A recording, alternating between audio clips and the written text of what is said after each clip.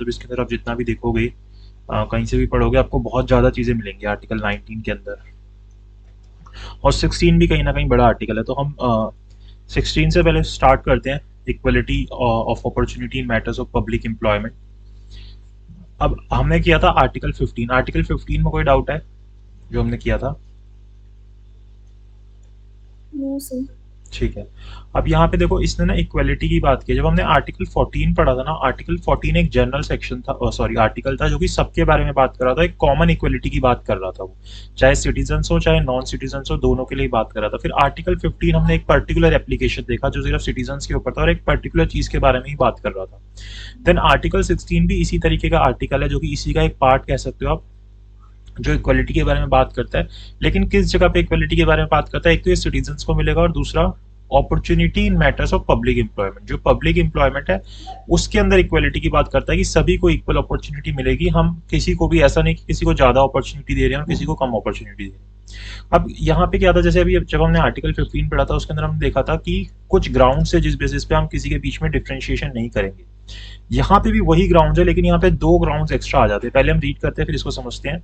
There shall be equality opportunity for all citizens in matter relating to employment or opportunity to an office under the state. पहले तो हमें ये बात समझ आ गई कि पहली जो पहला सब आर्टिकल है इससे समझ आ गया कि इक्वलिटी होगी अपॉर्चुनिटी की सभी सिटीजन्स के लिए। तो पहली बात तो ये सिटीजन्स के लिए है, नॉन सिटीजन्स के लिए आर्टिकल 16 एप्लीकेबल नहीं है। देन ये अगेंस्ट स्टेट है, प्राइवेट इंडिविजुअल से अगेंस्ट ये राइट को नहीं मांग रहे हो आर्टिकल 16 के अंदर। अब यहाँ से देखो, नो सिटीजन, तो यानी कि यहाँ पे सब हो गए। अब चाहे स्टेट हो चाहे कोई भी हो, only on grounds of religion. पहले आर्टिकल 15 में भी था, रेस भी था आर्टिकल 15 में, कास्ट भी था, सेक्स भी था, लेकिन डिसेंट नहीं था। ये एक नया ग्राउंड यहाँ पे ऐड हुआ। प्लेस ऑफ बर्थ भी था वहां पे और रेजिडेंस नहीं था वहां पे। ये एक नया ग्राउंड आपका ग्राउंड जो है आपका ऐड हुआ। तो ये दो ग्राउंड जो है आर्टिकल 16 के अंदर ऐड हुए, एक डिसेंट के बेसिस पे, एक रेजिडेंस के बेसिस पे। डिसेंट का मतलब क्या होता है, किसी को पता है डिसेंट का मतलब?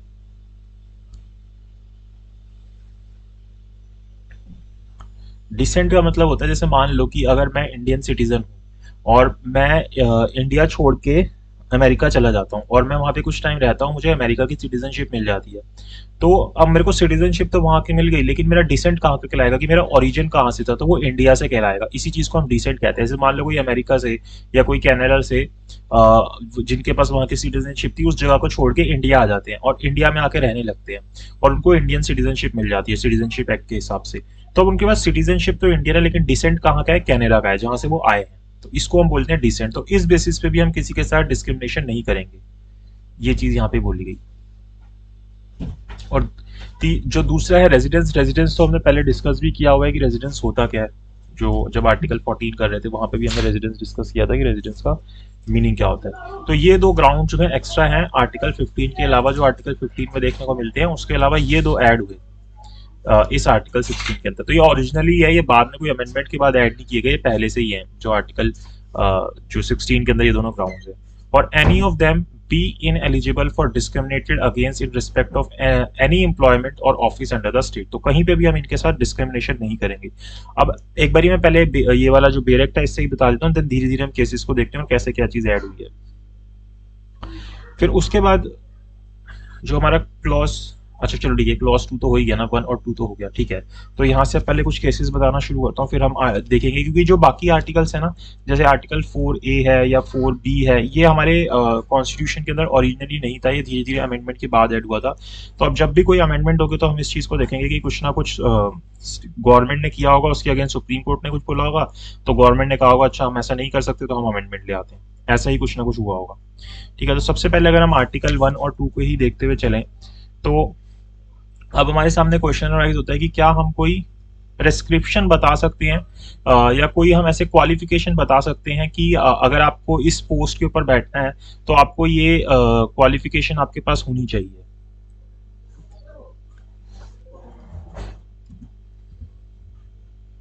क्या लगता है, बता सकते हैं कि मैं बोलूं कि मेरे को अगर इस पोस्ट पे बैठना है तो आपके पास ये क्वालिफिकेशन होनी चाहिए, हाँ सर, ऐसा?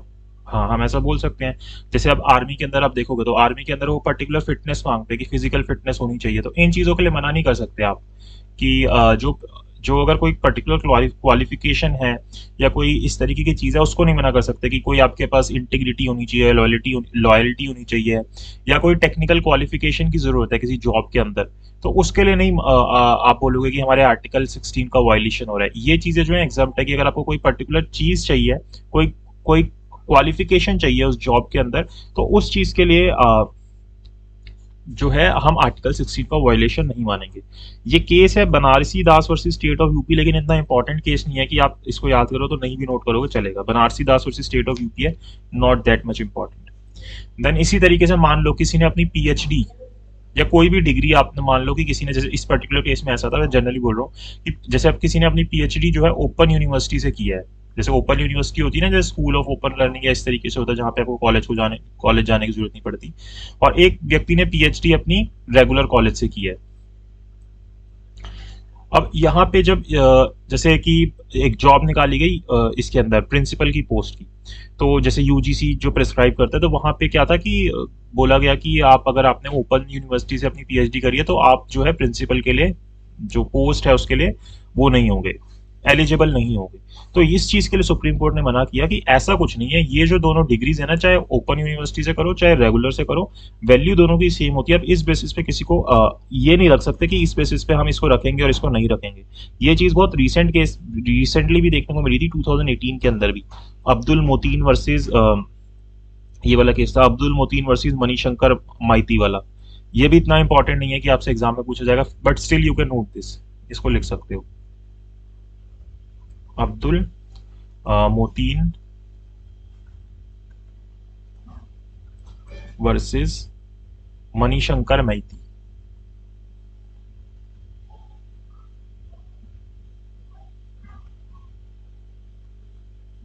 ये 2018 का केस है कि इसके अंदर कोई फर्क नहीं पड़ेगा, चाहे आप अपनी पीएचडी ओपन यूनिवर्सिटी से करो चाहे आप अपनी यूनिवर्सिटी अपनी जो डिग्री है वो रेगुलर से करो। बाकी वो बात है कि जनरली लोग करते तो हैं कि इस तरीके का जो डिफरेंशिएशन होता है, अगर आप जनरली लोगों के माइंड में देखोगे वो होता है, लेकिन ऐसा बोला गया कि जॉब के अंदर अगर आपको कोई अपॉर्चुनिटी की बात है जहाँ पे किसी जॉब की बात की जा रही है, वहां पे आप इस तरीके का डिफरेंशिएशन नहीं करोगे उनके बीच में, तो यहाँ पे आपको इक्वेलिटी रखनी। देन अगर आप मान लो कोई सिलेक्टिव टेस्ट कर रहे हो, जैसे अभी हमने ऊपर देखा था, लेकिन अगर आप कोई सिलेक्टिव टेस्ट रख रहे हो किसी चीज के लिए, तो ये जो आपका सिलेक्टिव चीज है ना जो आप रख रहे हो, कोई कोई इस तरीके से अलग सी चीज रख रहे हो, तो उसका ना नेक्सेस होना चाहिए। नेक्सेस यानी कि कनेक्शन होना चाहिए जिस जो आपका ऑब्जेक्टिव है उसके पीछे।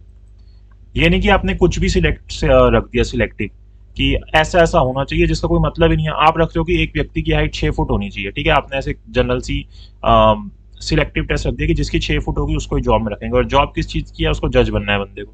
तो इसमें कोई लॉजिक है, कोई नेक्सेस है कि क्यों चाहिए आपको 6 फुट हाइट? हाँ, ये अगर आप आर्मी के अंदर रखते तो समझ आता, तो यहाँ पे नेक्सेस देखा जाएगा। इसी तरीके का एक केस था, वो केस था इसका Pandu Rangarao versus Andhra Pradesh public service commission. उसके अंदर क्या था कि ऐसे हाई कोर्ट के अंदर ना जो जजेस का अपॉइंटमेंट थी उसके अंदर रखा गया कि जो जजेस की अपॉइंटमेंट होगी वहां पे उन्हीं एडवोकेट्स को रखा जाएगा जिनकी पर्टिकुलर इसी हाई कोर्ट के अंदर प्रैक्टिस होगी।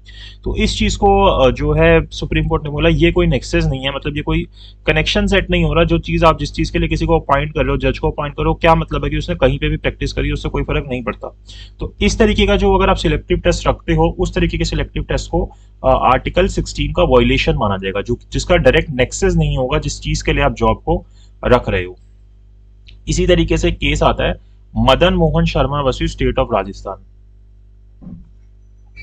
Madan Mohan versus state of Rajasthan. Constitution के अंदर ना केसेस की कमी नहीं है, बहुत केसेस है, लेकिन ना जो इंपॉर्टेंट होगा मैं आपको तब बता दूंगा कि कौन से इंपॉर्टेंट है। ये भी इतना इंपॉर्टेंट नहीं है मदन मोहन वाला, बट नोट कर सकते हो उसको। जो इंपॉर्टेंट होगा उसके आगे आप अपने जहां पे भी नोट बना रहे हो स्टार लगा लेना कि ये वाला जो है इंपॉर्टेंट केस है। इसके अंदर क्या आता है कि जैसे मान लो कि आपने एक जॉब निकाली, अब आपने जॉब का क्राइटेरिया रखा कि मुझे ये चीजें चाहिए।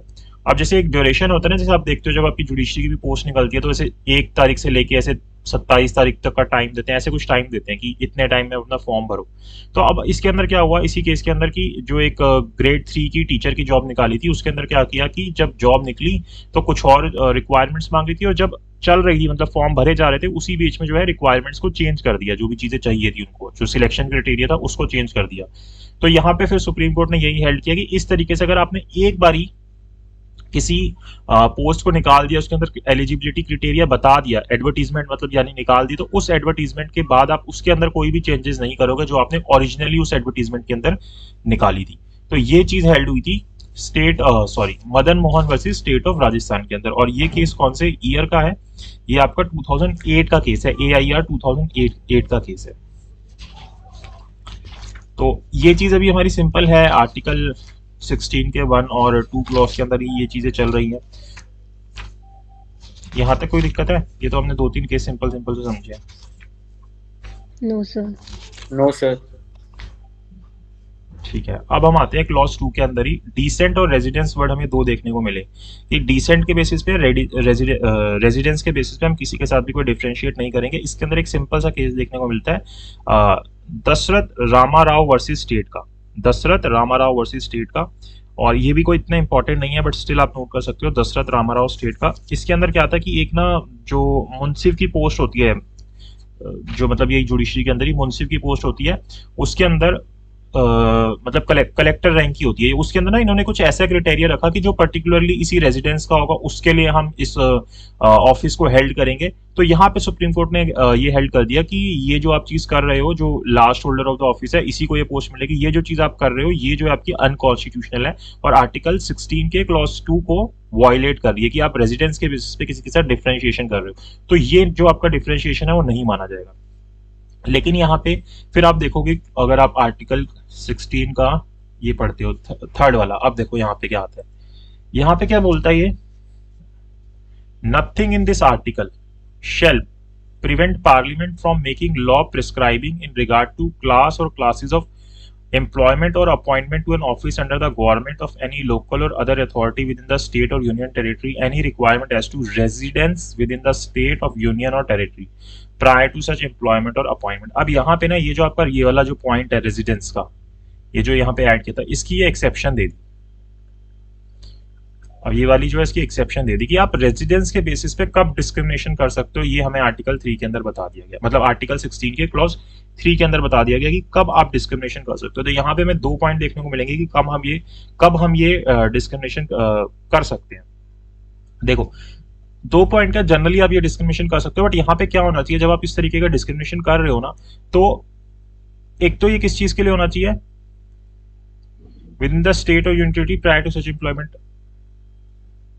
employment appointment to an office under government or any local or other authority within the state or any requirement as to residence within the state or union territory prior to such employment and और appointment. अच्छा देखो, आप ये जो है discrimination कर सकते हो, लेकिन इसके अंदर क्या है कि ना आप सिर्फ ओनली ये वाली चीज नहीं कर सकते। यानी कि जैसे आपने क्या किया कि आपने एक पोस्ट निकाली, जैसे आपने एक पोस्ट निकाली कि ये वाली जो जॉब है ना मैं सिर्फ दिल्ली के जो लोग हैं उनको दूंगा, ठीक है।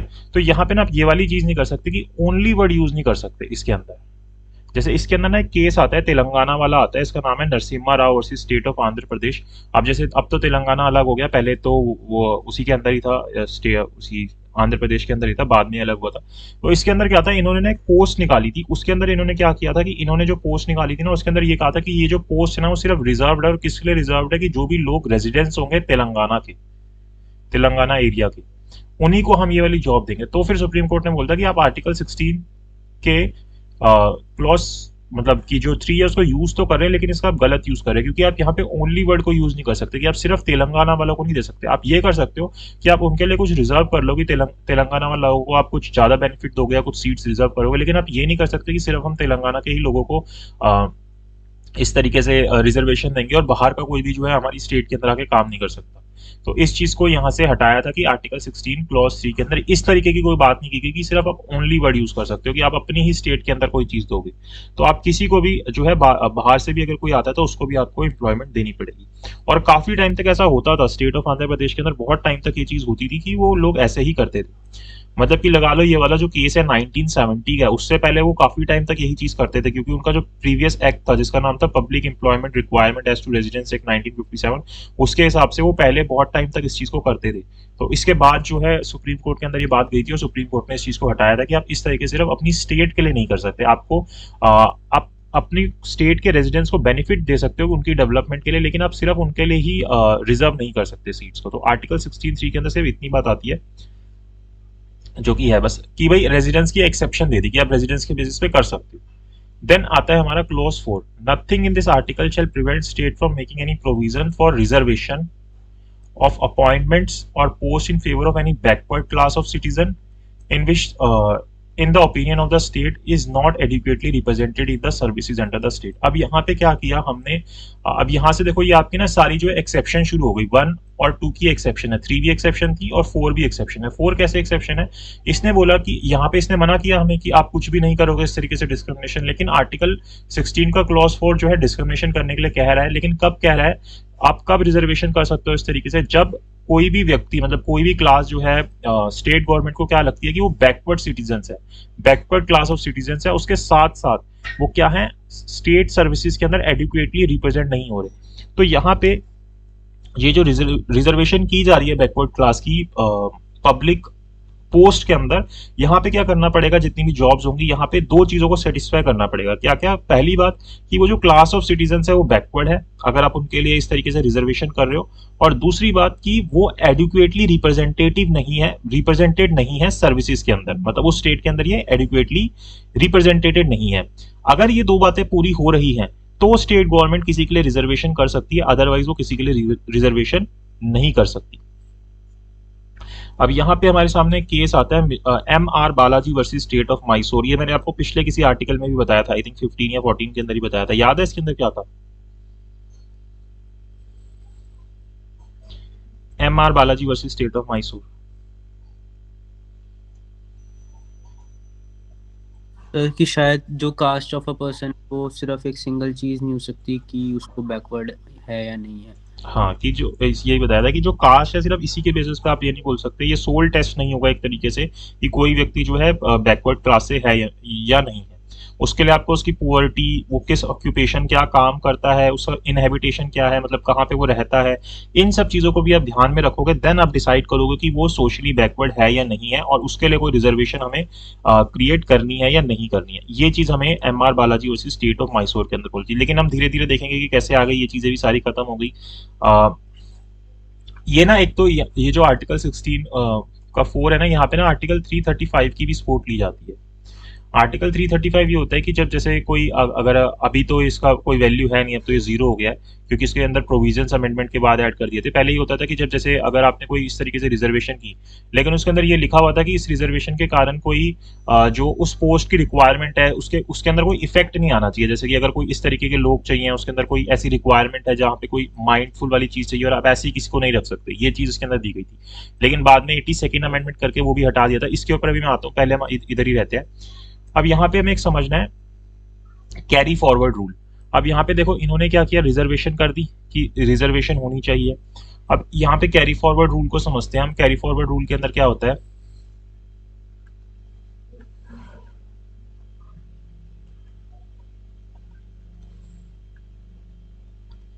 जॉब्स के अंदर जानते हो कैरी फॉरवर्ड रूल क्या होता है?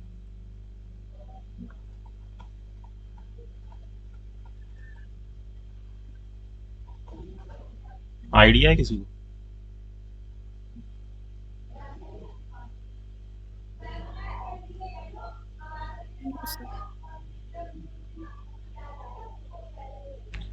सर कैरी जिसके अंदर वैकेंसीज वैलिड रखी जाती है, ऐसा कुछ था इसके अंदर? क्या रखी जाती है? सर जैसे रूल्स होते हैं वो नॉन वायलेट हो, मैंने पढ़ा था, मतलब ये वैलिड। कैरी फॉरवर्ड रूल के अंदर होता है, जैसे मान लो कि इस साल मैंने ना अपनी इस जॉब के अंदर 15 पोस्ट निकाली, उसके अंदर ना मैंने क्या किया कि कुछ परसेंट जो है जो SC ST है उनके लिए रिजर्व कर ली। तो मैंने जैसे 5 सीट उनके लिए रिजर्व की थी। अब जो भी बनेगी परसेंटेज के हिसाब से वो पता नहीं मुझे, जनरली बता रहा हूँ 5 रिजर्व की।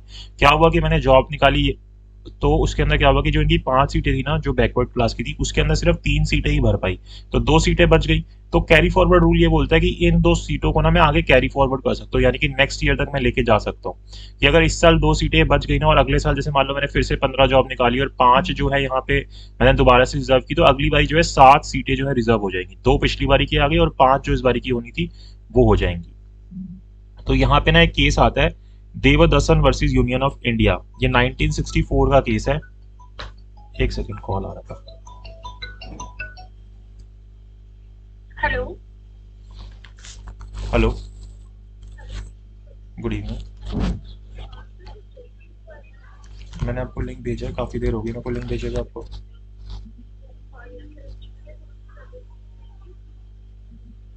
करो, अब ट्राई करो दोबारा, मैं क्लास से चल रही थी।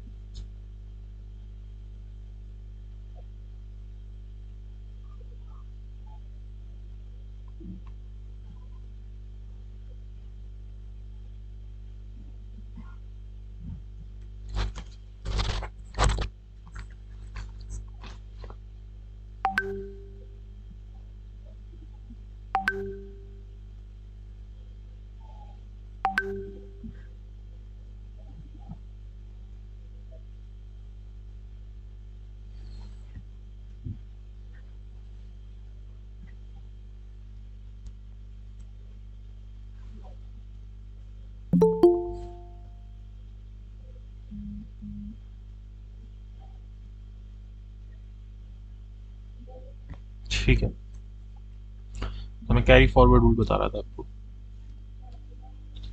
इसके अंदर तो समझ आ गया कि क्या होता है कि ऐसे जो अगले साल जो है 7 सीटें जो है रिजर्व हो जाएगी, इसको हम कैरी फॉरवर्ड रूल बोलते हैं।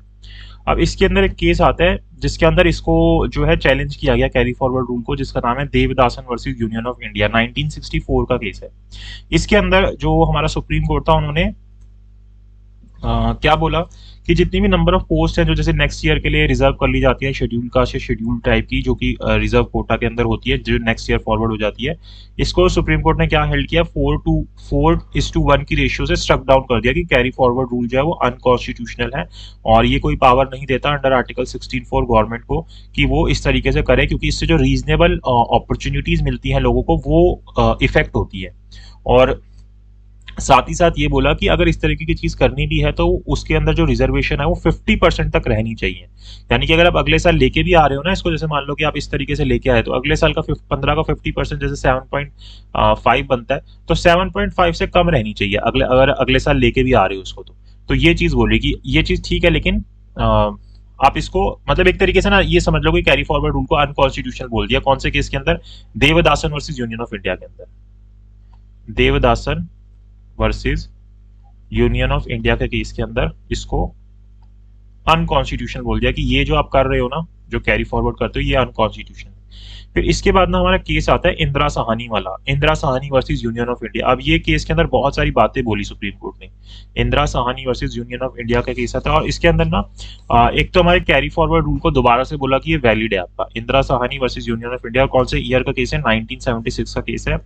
लेकिन जो 50% की लिमिट लगाई थी ना, वो जो है बोला कि वो ठीक है कि आप 50% की लिमिट रखिए। अब देखिए इसके अंदर ना बहुत सारी चीजें बोली गई। अब इसको हमें समझना पड़ेगा कि इंदिरा साहनी केस के अंदर हुआ क्या था, कि पूरी स्टोरी क्या थी। इंदिरा साहनी का केस कैसे स्टार्ट होता है, कि ये क्यों आता है सुप्रीम कोर्ट के अंदर? जनवरी 1 1979 के अंदर, इसको आप मंडल केस भी बोल सकते हो, इसका जो दूसरा नाम है मंडल केस भी है, और ये इंपॉर्टेंट केस है आपका।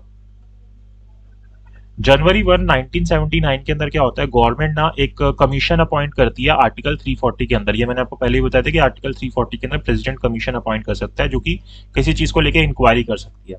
तो अब आर्टिकल 340 के अंदर जो हमारी गवर्नमेंट है वो एक कमीशन अपॉइंट करती है, किसकी चेयरमैनशिप के अंदर? श्री बीपी मंडल के अंदर, इसलिए इसको मंडल कमीशन का केस भी बोला जाता है।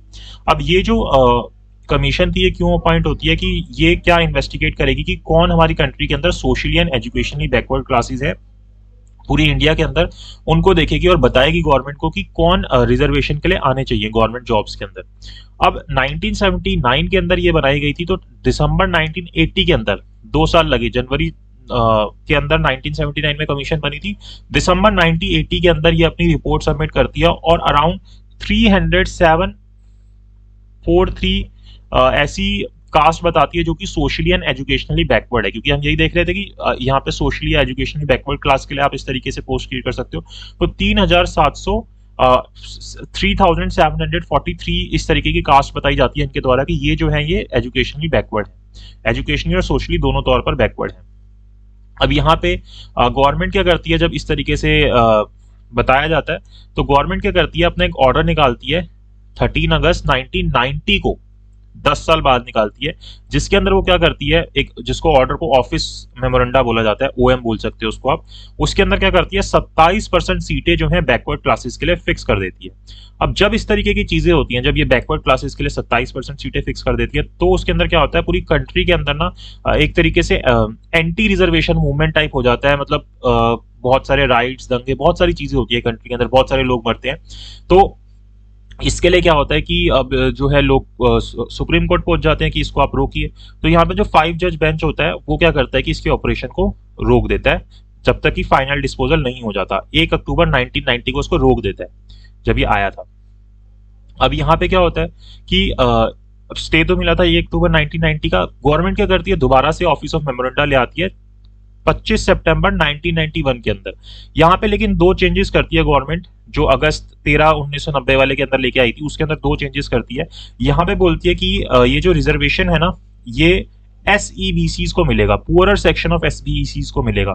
ये जो आप OBC देखते हो ना, OBC इन्हीं को ही बोलते हैं, इनको 27% कोटा मिलेगा। और दूसरी बात, इसके अंदर इन्होंने बोला कि 10% जो है ना एक्स्ट्रा और कोटा मिलेगा SBECs को, वही अदर बैकवर्ड क्लास को, जो कि इकोनॉमिकली बैकवर्ड है, जो जिनके पास, जैसे अभी EWS जिनको बोलते हैं, लेकिन अब तो EWS जनरल के लिए भी है, मतलब कुछ भी EWS के अंदर आता है। लेकिन इसके अंदर बोला कि जो EBS है उनके लिए 10% कोटा और भी मिलेगा।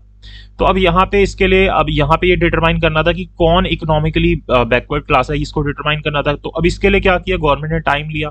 तो इतना टाइम हो गया, उसके बावजूद भी गवर्नमेंट ये डिसाइड नहीं कर पाई कि कौन जो है यहाँ पे इकोनॉमिकली बैकवर्ड होगा। देन ये जो फिर केस चल रहा था, इसके अंदर 9 जज बेंचेस थे, मतलब 9 जज का बेंचेस था। उसके अंदर 6:3 की मेजोरिटी आई थी।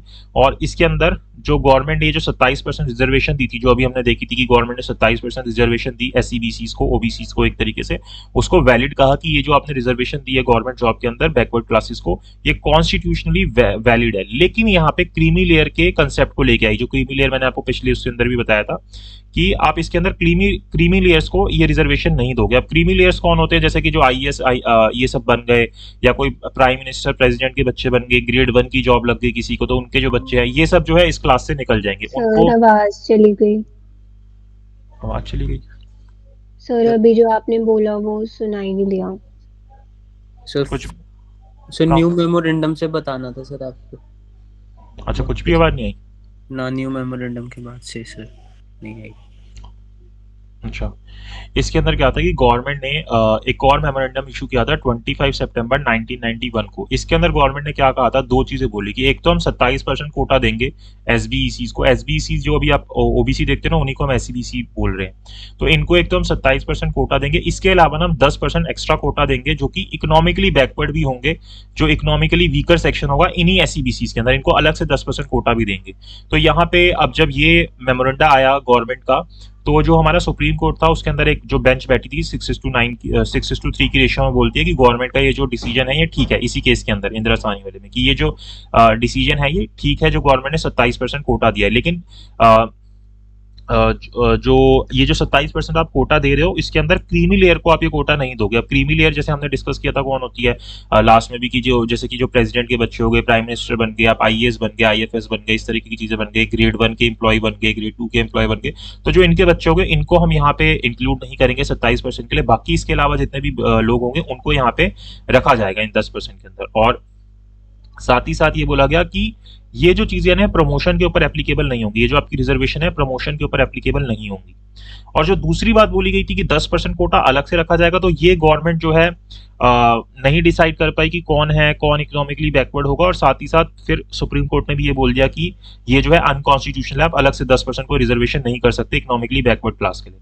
तो ये चीज तो अनकॉन्स्टिट्यूशन कर दी, लेकिन जो 27% वाला था वो कॉन्स्टिट्यूशन बोला, और बोला कि प्रमोशन के अंदर आप इस तरीके से कोटा नहीं रखोगे। अब यहाँ पे ना बहुत सारी चीजें आई, जो 6 जजेस जो जिस चीज के ऊपर माने थे, तो उन्होंने काफी सारी चीजें बोली। तो उन चीजों को आपको नोट डाउन करना, और ये इंपॉर्टेंट है, मैं एक एक करके आपको बताता हूँ।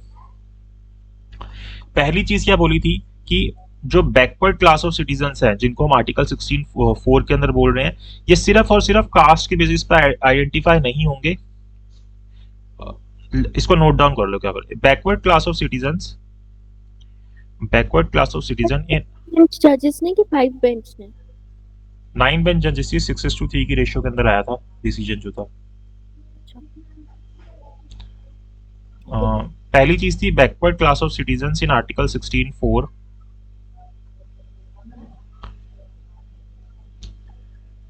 can be identified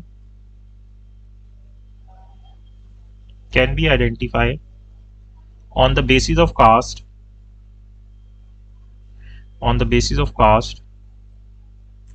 and not only on economic basis. Backward class of citizens in article 16(4) can be identified on the basis of caste and not only on economic basis, but caste alone cannot be the basis of for consideration. But caste alone cannot be the basis for consideration. पहली बात इन्होंने ये बोली, ठीक है। दूसरी बात इन्होंने क्या बोली, article 16(4) is not an exception to article 16(1) but an independent clause. ये अपने आप में एक्सेप्शन नहीं है 16(1) की, अपने आप में एक इंडिपेंडेंट क्लॉज है 16(4) जो है।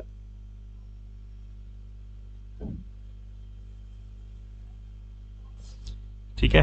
फिर तीसरी बात इन्होंने बोली, ये दोनों लिख ली ना मंडल केस के अंदर, मतलब 12-13 चीजें बोली थी मंडल केस के अंदर। तीसरी आती है backward class in article 16(4) are not similar backward classes in article 16(4) are not similar to socially and educationally backward class in 15(4). जो हमने 15(4) के अंदर एजुकेशनली और सोशली बैकवर्ड पढ़ा था वो सेम नहीं है जो 16(4) के अंदर बैकवर्ड क्लास आती है।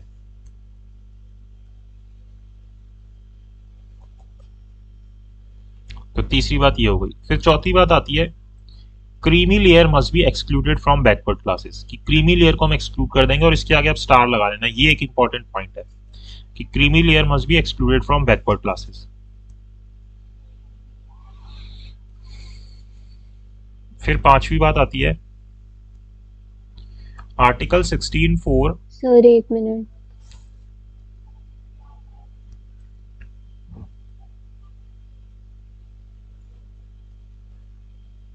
yes sir. Article 16(4) permits classification of backward classes into backward and more backward classes, जो हम उसमें भी देखते थे 15 में भी देखा था हमने कि article 16(4) permits classification of backward classes into backward and more backward classes, कि आप ये दो क्लासिफिकेशन कर सकते हो। देन 6th पॉइंट बोला a backward class of citizens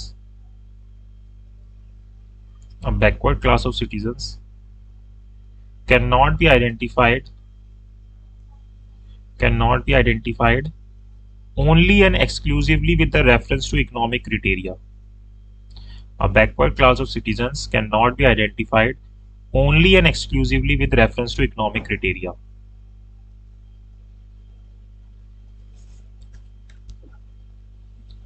A backward class of citizens cannot be identified only and exclusively with reference to economic criteria. Then 7th point आता है reservation shall not exceed 50%। और इस हाँ जी sir last में आपने क्या बोला था, exclusion of with reference of economic criteria.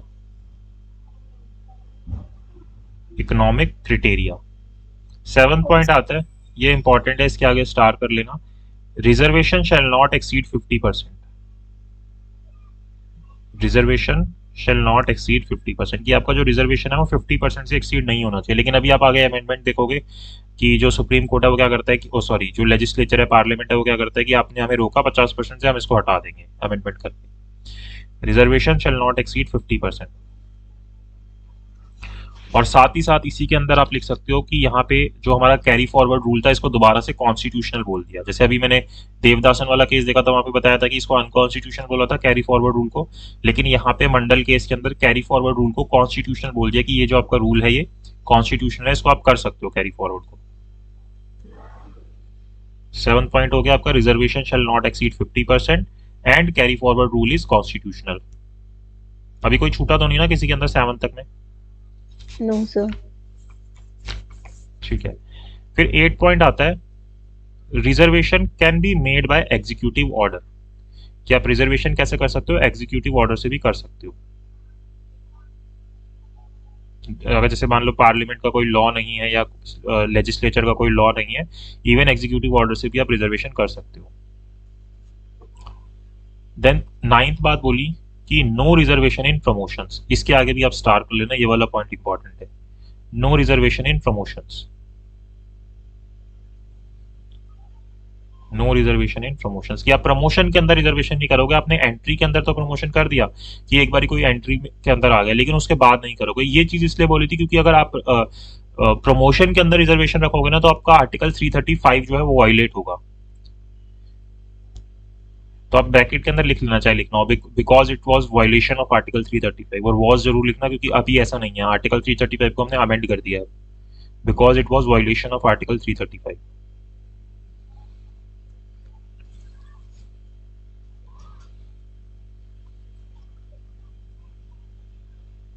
फिर 3 बातें और बोली थी, लेकिन वो कोई खास इंपॉर्टेंट है नहीं, जो कि हमें पढ़नी चाहिए या याद रखनी चाहिए।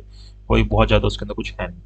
अब क्या हुआ कि अब यहाँ पे देखो काफी सारी चीजें मना करी, जैसे कि कुछ चीजें तो थी जो कि ज्यादा इतनी इंपॉर्टेंट है नहीं, लेकिन कुछ जैसे मैंने चीजों के आगे फिर स्टार लगवाया, जैसे कि जो क्रीमी लेयर है उसको नहीं देंगे हम रिजर्वेशन। फिर हमने बोला कि रिजर्वेशन को 50% तक रखेंगे हम सिर्फ। कैरी फॉरवर्ड रोल को हमने लीगल बोल दिया। एंड देन हमने बोला कि प्रमोशन के अंदर रिजर्वेशन नहीं रखेंगे। ये 3-4 बातें जो थी काफी इंपॉर्टेंट है। अब इसके लेना ये जो चीजें थी, ये जो हमारे लेजिस्लेचर को परेशान कर रही थी, इन्होंने धीरे धीरे करके अमेंडमेंट लेके आए हमारे कॉन्स्टिट्यूशन के अंदर और ये चीजें हटा दी। तो सबसे पहला जो अमेंडमेंट लेके आए, ये लेके आए 77th अमेंडमेंट। 77th amendment. अब 77th अमेंडमेंट जो कि इंदिरा साहनी केस के बाद आया था, कौन से ईयर के अंदर आया? 1995 के अंदर आया 77th अमेंडमेंट। तो जो बात यहाँ पे बोली गई थी कि आप रिजर्वेशन के अंदर प्रमोशन नहीं लाओगे, उस चीज को हटा दिया और बोला कि आप रिजर्वेशन के अंदर भी प्रमोशन कर सकते हो। जैसे कि आपको ये देखने को मिलेगा, आर्टिकल 4A को ऐड किया गया और बोला गया कि आप रिजर्वेशन जो वर्ड है ये भी यहाँ पे इंक्लूड कर दिया गया, जो प्रमोशन के अंदर रिजर्वेशन कर सकते हो। प्रमोशन वर्ड का है इसके अंदर, so reservation in matter of promotion, ये देखो, ठीक है। प्रमोशंस के अंदर कर सकते हो with consequential seniority to any class. अब ये कॉन्सिक्वेंशियल सीनियरिटी क्या होती है ये समझाता हूँ। कि आप प्रमोशन के अंदर रिजर्वेशन करोगे और कॉन्सिक्वेंशियल सीनियरिटी जो है वो चलती रहेगी, उसको हटाया नहीं। अब इसका मतलब देखो क्या होता है कॉन्सिक्वेंशियल सीनियरिटी का। मान लो कि ए एक पर्सन है और बी एक पर्सन है, ठीक है। ये जो है 2005 के अंदर जॉब के ऊपर लगता है और ये जो है 2006 के अंदर जॉब के ऊपर लगता है। ये जो है ये जनरल क्लास से है और ये जो है क्या है, ओबीसी क्लास से है। अब क्या होता है कि ये पहले लगा और ये बाद में लगा। सीनियर कौन हुआ? ये हुआ जनरल क्लास वाला, और जूनियर कौन हुआ? ये हुआ। चाहे उनकी पोस्ट सेम थी, लेकिन कहीं ना कहीं जो ईयर के हिसाब से तो ये सीनियर हुआ और ये जूनियर हुआ। लेकिन क्या हुआ, क्योंकि इसको रिजर्वेशन मिल गई किसके अंदर? प्रमोशन के अंदर। इसका प्रमोशन हो गया 2007 के अंदर ही। अब ये जो है सीनियर बन गया इसका एक, जबकि ए जो था वो पहले सीनियर था जनरल उसके कारण के होने के कारण से। तो अब ये जो है कौन बन गया? ओबीसी वाला क्या है, इसका सीनियर बन गया, क्योंकि इसका प्रमोशन इससे पहले हो गया। अब क्या हुआ 2005 का 2008 के अंदर आके इसका प्रमोशन होता है, ठीक है। अभी भी अब पोस्ट दोनों की सेम है, लेकिन अब सीनियर कौन कहला रहा है? ये कहला रहा है ओबीसी वाला। क्यों? क्योंकि ये पहले इसका इससे ऊपर पोस्ट पे पहुंच गया था। तो इसको हम क्या बोलते हैं? एक्सीलरेटेड प्रमोशन बोलते हैं। और इस चीज को बोला कि ये चीज जो है ठीक है 77th अमेंडमेंट के अंदर। लेकिन इसके बाद हमारे सामने केस आया जिसका नाम है क्या कहते हैं, union of India versus Veerpal Singh. Union of India versus Veerpal Singh. ये कॉन्सिक्वेंशियल सीनियरिटी समझ आई क्या होती है? Yes sir. ठीक है, स्नेहा आपको समझ आई?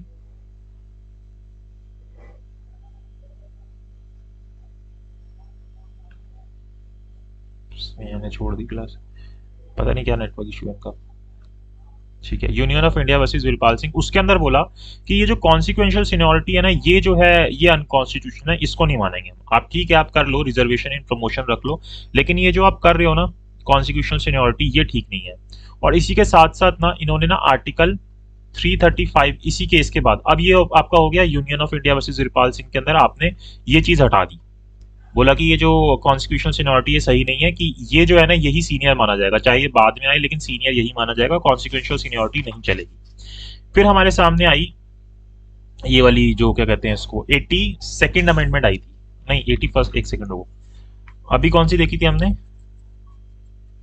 77 70 देखी थी, ठीक है। 81st अमेंडमेंट आई। अब इस 81st अमेंडमेंट के अंदर हमने क्या किया, नया आर्टिकल ऐड किया 4B, ये वाला 4B 81st अमेंडमेंट से। और इसी के साथ साथ ना सेम ही टाइम पे 82nd अमेंडमेंट भी हुई, जिसके अंदर हमने आर्टिकल 335 के अंदर भी चेंजेस किए। पहले 81st अमेंडमेंट के अंदर क्या हुआ, nothing in this article shall prevent state from considering any unfilled vacancies of a year which are reserved for being filled up in that year in accordance with the provisions of reservation made under clause 4 or clause 4A as separate class of vacancy to be filled in succeeding years, or any such class of vacancy shall not be considered together with the vacancies of a year in which they are being filed up to find the ceiling of 50% reservation on total number of vacancy of that year। अब यहाँ पे ना इसके अंदर एक तो आपके जो कैरी फॉरवर्ड है इसको अलाउ किया गया, जो कि आपके उसके अंदर भी अलाउ किया गया था, इंदिरा साहनी में भी मना नहीं किया था कैरी फॉरवर्ड के लिए, लेकिन वहां पे क्या बोला था कि 50% तक होगा आपका ये कैरी फॉरवर्ड, यानी कि अगर आप कैरी फॉरवर्ड कर रहे थे, मान लो आपकी 5 सीटें पिछली बारी से इस बारी आई हैं और इस बारी आपकी टोटल वैकेंसी 20 है और इसके अंदर आपने रिजर्वेशन से कितनी सीटें रखी, मान लो 7 सीटें आपने इससे रख ली, ठीक है, तो आपकी 5 + 7 कितनी हो जाएंगी, 12 सीट्स हो जाएंगी। ये 12 सीट जो है इसके 50% से एक्सीड कर रही है। तो इंदिरा साहनी ने बोला था कि इस तरीके से अगर 50% से एक्सीड करेगा ना तो आप नहीं कर सकते, मैक्सिमम आप 10 तक कर सकते हो, 50% तक कर सकते हो। लेकिन 4B ने क्या बोला, इंदिरा साहनी ने मना किया था, हम क्या कर रहे हैं, अमेंडमेंट कर रहे हैं, पार्लियामेंट बोलता है और इस चीज को हटाते हैं कि अगर आप इस तरीके से पिछले साल से लेके भी आते हो, जैसे 12 सीटें भी इनके लिए करते हो, तो आप ये कर सकते हो। अब इस चीज की मनाही हटा दी थी। जैसे इंदिरा साहनी ने बोला था कि कैरी फॉरवर्ड आप कर लो, इन्होंने बोला ठीक है कैरी फॉरवर्ड कर लेंगे, लेकिन इंदिरा साहनी ने बोला कि मैक्सिमम आप 50% तक कर सकते हो, कि अगली बारी 50% से सीटें जो है वो ज्यादा कवर ना हो उससे, जो टोटल सीटें आई हैं उसकी। लेकिन 4B के अमेंडमेंट के बाद क्या हुआ कि अब आप 50% से ज्यादा सीटें भी रिजर्व कर सकते हो इवन आफ्टर कैरी फॉरवर्ड, कि आप कैरी फॉरवर्ड होने के बावजूद भी 50% से ज्यादा सीटें जो है वो रिजर्व कर सकते हो इस अमेंडमेंट के बाद। समझ आई बात? Yes sir. अब यहाँ पे होता क्या था कि जो 335 जब ये चीज हो गई, अब क्या था, प्रमोशन के अंदर भी हमने बोला कि हम रिजर्वेशन रखेंगे।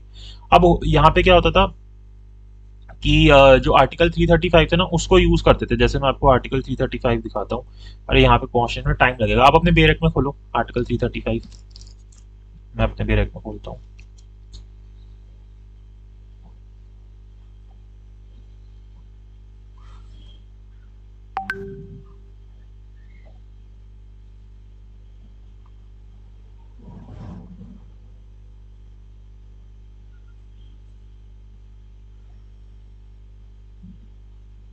सर खोल लिया। एक सेकंड में,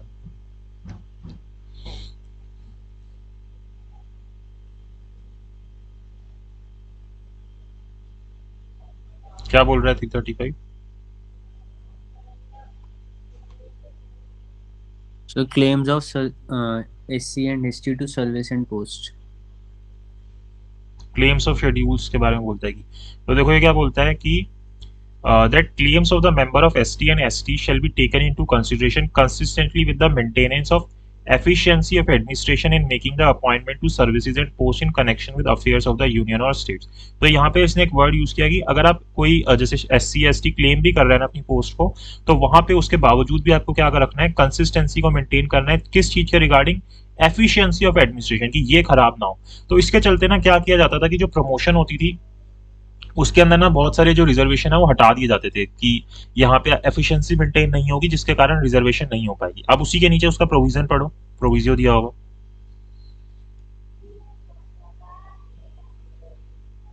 क्या बोल रहा है?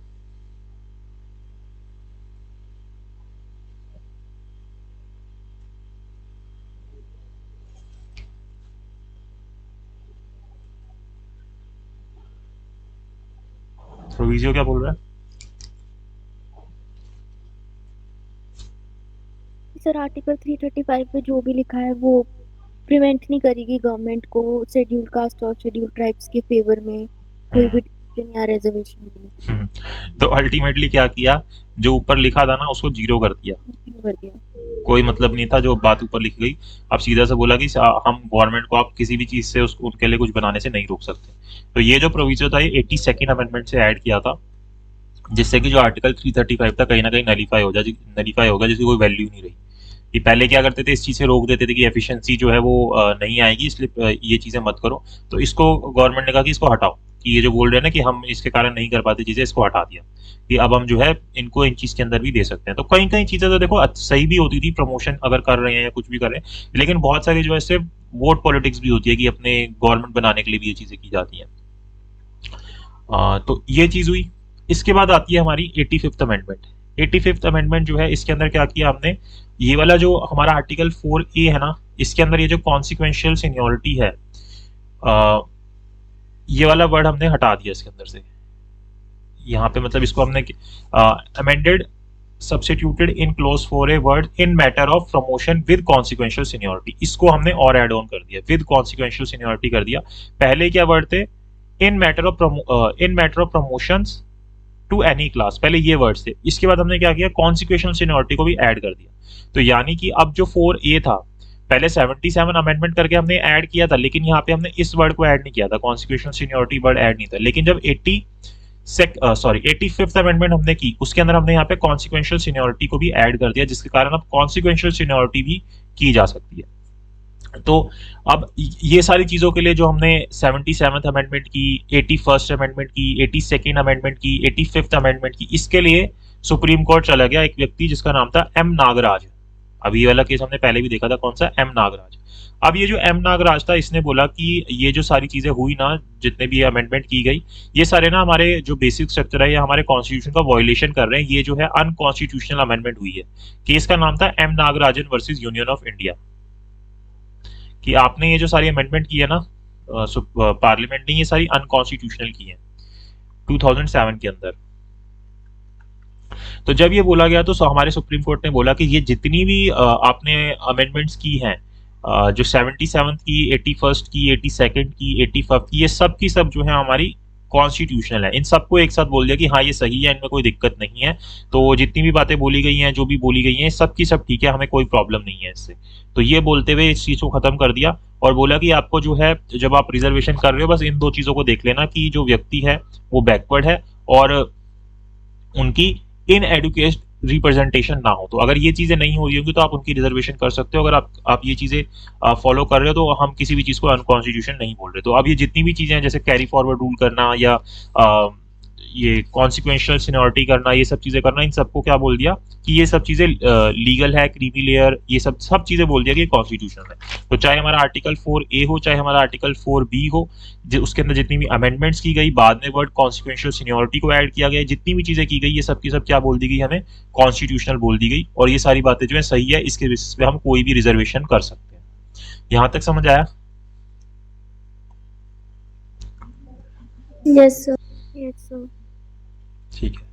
फिर हमारा आर्टिकल 5 आता है, इसके अंदर 16 का 5 आता है। इसके अंदर ज्यादा कुछ नहीं है, इसके अंदर ना रिलीजियस बात की गई है, रिलीजियस क्वालिफिकेशन की बात की गई है। अगर कोई इनक्यूम्बेंट रिलीजियस इंस्टीट्यूशंस होते हैं, जैसे कि ये देखो, इनक्यूम्बेंट मतलब कि जैसे मान लो कि अगर कोई ट्रस्ट है, अब ये ट्रस्ट क्या काम करती है, जैसे मान लो कि आप कोई मंदिर है, कोई बड़ा मंदिर है, उसके लिए ट्रस्ट बना दी कि उसकी एक कमेटी होगी, ठीक है, और उस कमेटी के अंदर एक चेयरमैन होगा और फिर उसके कुछ मेंबर्स होंगे, ठीक है। तो अब यहाँ पे ना इन्होंने इस ट्रस्ट के अंदर क्या रिक्वायरमेंट रख दी कि ये जो चेयरमैन होगा या जितने भी मेंबर्स होंगे ना, ये सारे के सारे हिंदू होंगे, इनके अलावा कोई नहीं होगा। तो अब यहाँ पे तो अब ऐसे तो बोलोगे कि अगर यहाँ पे जो अपॉर्चुनिटी मिल रही है, ये यहाँ पे तो आप सिर्फ हिंदूज को अपॉर्चुनिटी दे रहे हो, मुस्लिम को नहीं दे रहे।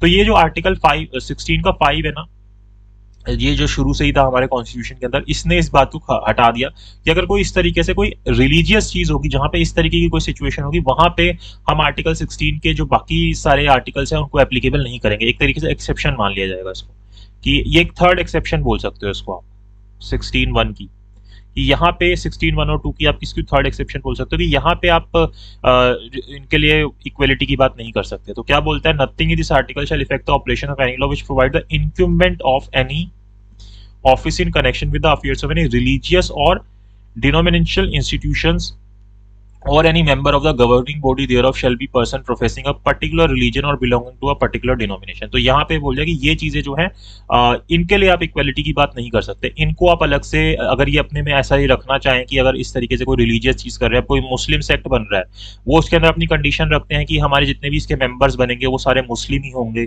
अब उसके अंदर भी अपनी कुछ कंडीशन रख लेगी, वो शिया मुस्लिम होंगे या सुन्नी मुस्लिम होंगे, वो सब चीजें वो खुद कर सकते हैं। वहां पे गवर्नमेंट के पास आप जाके या मतलब सुप्रीम कोर्ट के पास जाके आप ये एनफोर्समेंट नहीं करा सकते कि हमारे आर्टिकल 16 का वायलेशन हो रहा है, आर्टिकल 16(1) या आर्टिकल 16(2) का वायलेशन हो रहा है, हमारे को यहाँ पे इक्वल अपॉर्चुनिटी नहीं मिल रही।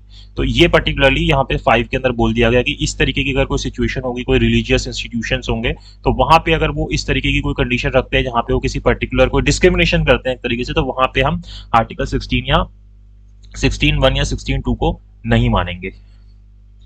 ठीक है, एंड देन फिर हमारा ये आता है, ये हमारी 103rd अमेंडमेंट है, जो अभी जितनी भी हमने पीछे भी देखी थी, ये हमारे 103rd अमेंडमेंट के अंदर आर्टिकल 16 का क्लॉज 6 ऐड हुआ था, और इसके अंदर क्या किया था हमने, इकोनॉमिकली वीकर सेक्शन को यहाँ पे भी क्या किया, 10% reservation they the, 10% reservation they the jobs के अंदर। जैसे 15 के अंदर देखा था वहां पे उस पर्टिकुलर चीज के लिए दी थी, यहाँ पे पर्टिकुलरली किसके लिए दे दी, जॉब्स के लिए दे दी, कि यहाँ पे अगर आप कोई जॉब्स वगैरह करते हो तो वहां पे गवर्नमेंट क्या कर सकती है, आपके लिए 10% रिजर्वेशन रख सकती है। तो ये जो आर्टिकल्स हैं ये कोई वो नहीं है कि आप इनको जाके एनफोर्स कराओगे, ये सारे एनेबलिंग आर्टिकल्स हैं। एनेबलिंग मतलब कि अगर गवर्नमेंट चाहती है तो वो करेगी, अगर नहीं चाहती तो गवर्नमेंट की मर्जी है, जबरदस्ती नहीं कर सकते आप गवर्नमेंट की। आप सुप्रीम कोर्ट चले गए और बोल रहे हो कि हमारे लिए 10% रिजर्वेशन कराओ, तो वो चीज नहीं हो सकती। तो आर्टिकल 16 के अंदर ये चीजें आती है। कोई डाउट है आर्टिकल 16 में, कोई चीज नोट नहीं की हो बीच में? सर इस वाले अमेंडमेंट में क्या हुआ था, एक बार दोबारा रिपीट कर दो। कौन सी वाली में? जिसमें आर्टिकल 16(6) ऐड हुआ था। 16(6) ऐड हुआ था? 16(6) 103rd अमेंडमेंट तो है, इसके अंदर बस 10% रिजर्वेशन दे दी थी, और इकोनॉमिकली वीकर सेक्शन को, जो हमने 15 में भी देखी थी सेम चीज है। इससे 103rd अमेंडमेंट ही तो हो रही है, जिसके अंदर हम सिटीजन्स को जो इकोनॉमिकली वीकर सेक्शन से बिलोंग कर रहे हैं उनको 10% रिजर्वेशन दे रहे हैं, यहाँ पे हम जॉब्स के अंदर दे रहे हैं। इसी तरीके से हमने आर्टिकल 15 के अंदर देखा था, यहाँ पे भी हमने 10% दी थी। देन 17, 18 इतने बड़े नहीं है, इसके अंदर सीधा इतना बोला एबोलिशन ऑफ अनटचेबिलिटी की बात की है। इसके लिए हमने क्या किया कि हम अनटचेबिलिटी को फॉलो नहीं करेंगे, कि अपनी कंट्री के अंदर इस प्रैक्टिस को फॉलो नहीं करेंगे, अगर कोई अनटचेबिलिटी करेगा तो वो अनकॉन्स्टिट्यूशनल होगा। तो इसके लिए यहाँ पे कुछ सजा वगैरह नहीं दी गई कि क्या होगा, इसके लिए फिर हमने एक अलग से एक्ट बना दिया था जिसके थ्रू अनटचेबिलिटी को कंट्री से खत्म कर दिया, जिसके अंदर पनिशमेंट दी गई है। तो पहले जो ओरिजिनली हमने एक्ट बनाया था उसका नाम था untouchability rights act 1955, sorry untouchability offences amendment, एक मिनट रुको, अनटचेबिलिटी ऑफेंसेस एक्ट 1955। देन इसको फिर अमेंड किया हमने 1976 के अंदर, फिर इसका नाम हो गया अनटचेबिलिटी ऑफेंसेस अमेंडमेंट एक्ट, क्योंकि अमेंडमेंट होती है तो अमेंडमेंट नाम रख देते हैं। तो ये पहले एक्ट चल रहा था अनटचेबिलिटी ऑफेंसेस एक्ट 1955, देन हमने इसको रीनेम कर दिया, इसका दूसरा नाम रख दिया, नाम चेंज करके इसका हमने रख दिया the protection of civil rights act 1955, the protection of civil rights act 1955। तो ओरिजिनली इसका नाम था अनटचेबिलिटी ऑफेंसेस एक्ट 1955, देन बाद में हमने इसका नाम रख दिया protection of civil rights act 1955। बहुत छोटा सा एक्ट है, इसके अंदर 7-8 ही सेक्शन है, जिसके अंदर छोटी सी सजा दे रखी है कि अगर कोई इस तरीके से करेगा तो उसको 6 महीने की सजा कर देंगे अगर कोई अनटचेबिलिटी करता है, और कुछ फाइन लगाते हैं 500 रुपए तक का, बस वही है। इसके ऊपर अब यूट्यूब के ऊपर छोटी सी वीडियो भी मिल जाएगी मेरी, उसके ऊपर ये बना रखी है protection of civil rights act के ऊपर। बट जब वैसा कुछ है नहीं कि इससे आपसे कोई क्वेश्चन पूछेगा, बस ये इस आर्टिकल के चलते इसको बना दिया था हमने, और इसी के अंदर हमें बता रखा है कि अनटचेबिलिटी क्या होती है, ये सब चीजें क्या होती है, बस यही है। और इसके अंदर एक केस आता है जो हमें देखना होता है, उसका नाम है people's union for democratic rights versus union of India, people's union for democratic right versus union of India, people's union for democratic rights versus union of India. तो इस वाले केस के अंदर बस ये बोल जाता है कि जो हमारा आर्टिकल 17 है ना, ये प्राइवेट इंडिविजुअल्स के अगेंस्ट भी अवेलेबल होगा, सिर्फ स्टेट ही नहीं, प्राइवेट इंडिविजुअल्स के अगेंस्ट भी अवेलेबल होगा। बस इतनी सी चीज आती है हमारे आर्टिकल 17 के अंदर, इससे ज्यादा कुछ नहीं है।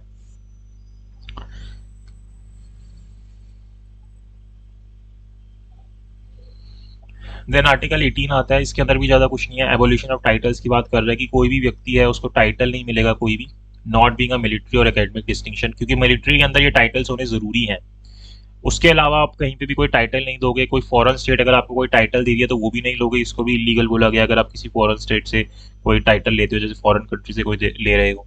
देन कोई no person of who is in citizen to not a citizen of India shall while hold any office of profit और ट्रस्ट अंडर द स्टेट, कि अगर कोई नॉन सिटीजन भी है और वो इंडिया के अंदर कोई ऑफिस होल्ड कर रहा है तो उसको भी कोई इस तरीके से टाइटल होल्ड करने की परमिशन नहीं है, अगर उसको चाहिए तो उसको प्रेसिडेंट से परमिशन लेनी पड़ेगी। और no person holding any office of profit और trust under the state shall without the consent of the president accept any present emolument or office in any kind from the under the foreign state. तो ऐसी कोई अगर हमारा Indian भी अगर कोई इस तरीके की चीज कोई ऑफिस होल्ड कर रहा है तो वो भी किसी फॉरेन कंट्री से इस तरीके का कोई टाइटल होल्ड नहीं करेगा अनटिल एंड अनलेस वो प्रेसिडेंट की कंसेंट नहीं ले लेता। ये चीज थी। अब इसके अंदर जो हमारा मेन केस आता है उसके अंदर हमारा जो जितने भी नेशनल अवार्ड्स होते हैं, जैसे ये जो हम देखते हैं ये पद्म भूषण, पद्म विभूषण, ये सब जो अवार्ड्स मिलते हैं, इसके ऊपर क्वेश्चन अराइज हुआ कि ये जो हम देते हैं नेशनल अवार्ड्स देते हैं ये कहीं ना कहीं जो है हमारे आर्टिकल 18 का वायलेशन कर रहा है। इस तरीके का जो है एक क्वेश्चन एक केस के अंदर अराइज हुआ Balaji Raghavan versus union of India के केस के अंदर, Balaji Raghavan versus union of India के केस के अंदर। तो आपको क्या लगता है कि जो नेशनल अवार्ड्स है वो हमारा वायलेशन कर रहे हैं?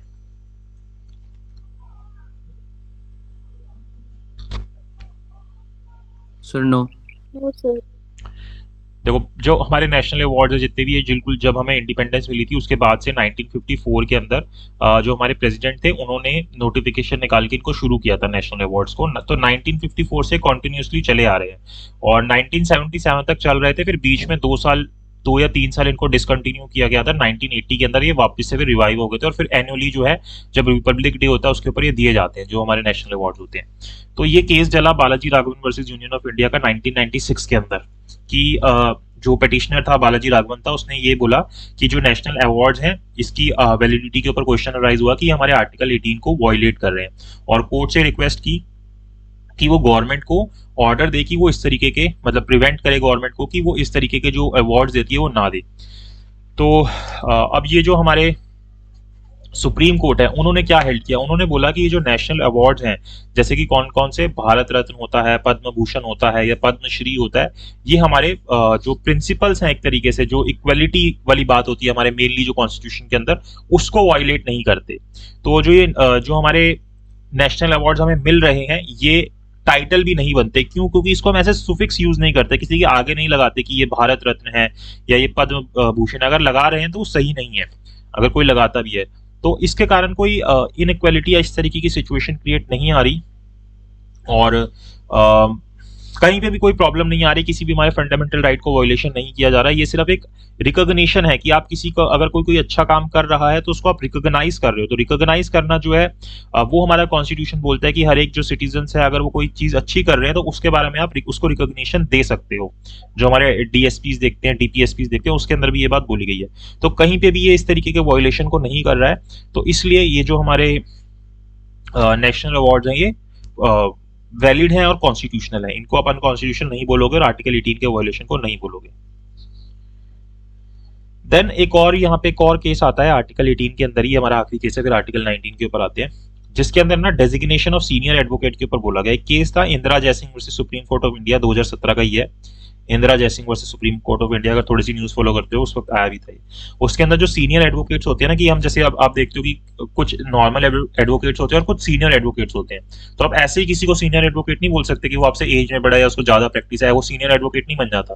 सभी नॉर्मल एडवोकेट होते हैं, लेकिन सीनियर एडवोकेट बनने के लिए क्या होता है कि उसको कुछ उसके अंदर कुछ टैलेंट या रिकॉग्निशन होना चाहिए, और उसको वो क्या होना चाहिए वो फिर जो कोर्ट के जजेस होते हैं वो डिटरमाइन करते हैं कि कौन अब किसको हम सीनियर एडवोकेट की डेजिग्नेशन देंगे। तो अब यहाँ पे इंदिरा जयसिंह ने क्वेश्चन राइज कर दिया कि ये जो आप सीनियर एडवोकेट एक टाइटल देते हो एक व्यक्ति को, ये जो है हमारा एक टाइटल दिया जा रहा है जो कि आर्टिकल 18 को वायलेट कर रहा है। तो सुप्रीम कोर्ट ने बोला कि भाई वो हम कोई भी उसको अलग से टाइटल नहीं दे रहे, वो टाइटल उसको इसलिए नहीं मिल रहा क्योंकि वो एक टाइटल है, उसके कारण उसको कोई वैसे बेनिफिट मिल रहा हो। उसके अंदर एक टैलेंट है, उस टैलेंट को हम रिकॉग्नाइज कर रहे हैं, उसके अंदर जो स्पेशल क्वालिटीज हैं और जो क्राइटेरिया सेट किया जाता है हाई कोर्ट के द्वारा उसको वो फुलफिल करता है। तो कहीं और ना ही ये हमारे जो एडवोकेट एक्ट है जो उसका सेक्शन 16 जो इस बारे में बात करता है उसको वायलेट कर रहा है। वो उसकी पर्टिकुलरली एबिलिटी के बारे में बात करके, उसकी नॉलेज जो होती है उसको बात करके तब ये उसको दिया जाता है। तो ये कहीं पे भी आर्टिकल 18 को वायलेट नहीं कर रहा। तो दो ये केसेस आते हैं जो मेन है हमारे आर्टिकल 18 के अंदर, एक आपका बालाजी राघवन वाला केस आता है और दूसरा इंदिरा जयसिंह वाला आता है।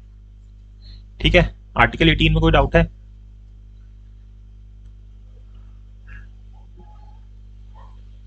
फर्स्ट केस का नाम क्या था? फर्स्ट केस का नाम था Balaji Raghavan versus union of India, 1996 का केस है।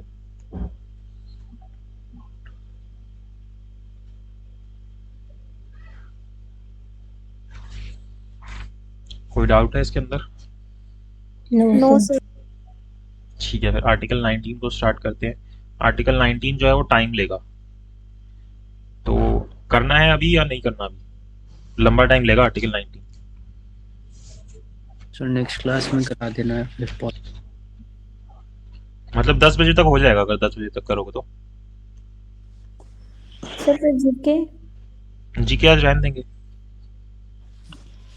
सर नेक्स्ट क्लास में करा लो, आई एम नॉट वेल अभी।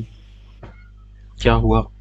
सर पता नहीं सर, जुकाम भी हो रहा है और सर में दर्द है बहुत, पता नहीं हवा लग गई है टूटी से यहाँ क्या, बहुत ज़्यादा सर में दर्द हो रहा है। और कोई क्या बोलता है? वासवी और खुशी? सर आप देख लो। चलो, मतलब आप देख लो, मतलब तो मेरी तरफ से तो यस है। 2 वोट तो यस के हो गया। वासवी आप डिसाइड करते हो, फाइनल जजमेंट आपका आएगा। सर आप मुझे क्यों फंसा रहे हो? क्या फंसाने वाली बात है इसमें? आप बताओ, करना है नहीं करना? सर वैसे तो क्लास 10 बजे तक वैसे ही चलती है, हाँ हाँ हाँ, तो कर ही लेते हैं सर 10 बजे चलो तक तो ठीक है। नॉर्मली चलती है। नलिन कोई बात नहीं, आराम से सुन लो, कोई दिक्कत नहीं है। चलो करते हैं फिर हम आगे आर्टिकल 19 को।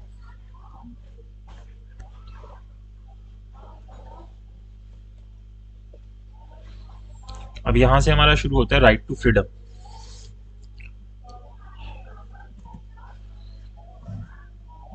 जो आर्टिकल 19 है ना, अकेला आर्टिकल अभी इसके अंदर हमारे राइट टू फ्रीडम के अंदर 2-3 आर्टिकल आ जाएंगे, लेकिन ये अकेला आर्टिकल ना बहुत बड़ा है, मतलब तो इसको कहीं से भी पढ़ो, बहुत सारी चीजें, बहुत सारे मतलब केसेस है इसके अंदर, मतलब कोई लिमिट ही नहीं है इसकी। तो मैंने कोशिश किया कि आपको मेन केसेस पढ़ा दूं जो एग्जाम के हिसाब से इंपॉर्टेंट है, और ज्यादातर देखा जाता है कि यही इंपॉर्टेंट है, इसके अलावा इंपॉर्टेंट है नहीं। तो देखो पहले ना, इसने आर्टिकल जो 1 है ना इसका, तो मतलब क्लॉज जो 1 है इसका, एक तो ये सभी सिटीजन्स को राइट दे रहा है, all citizens shall have the right.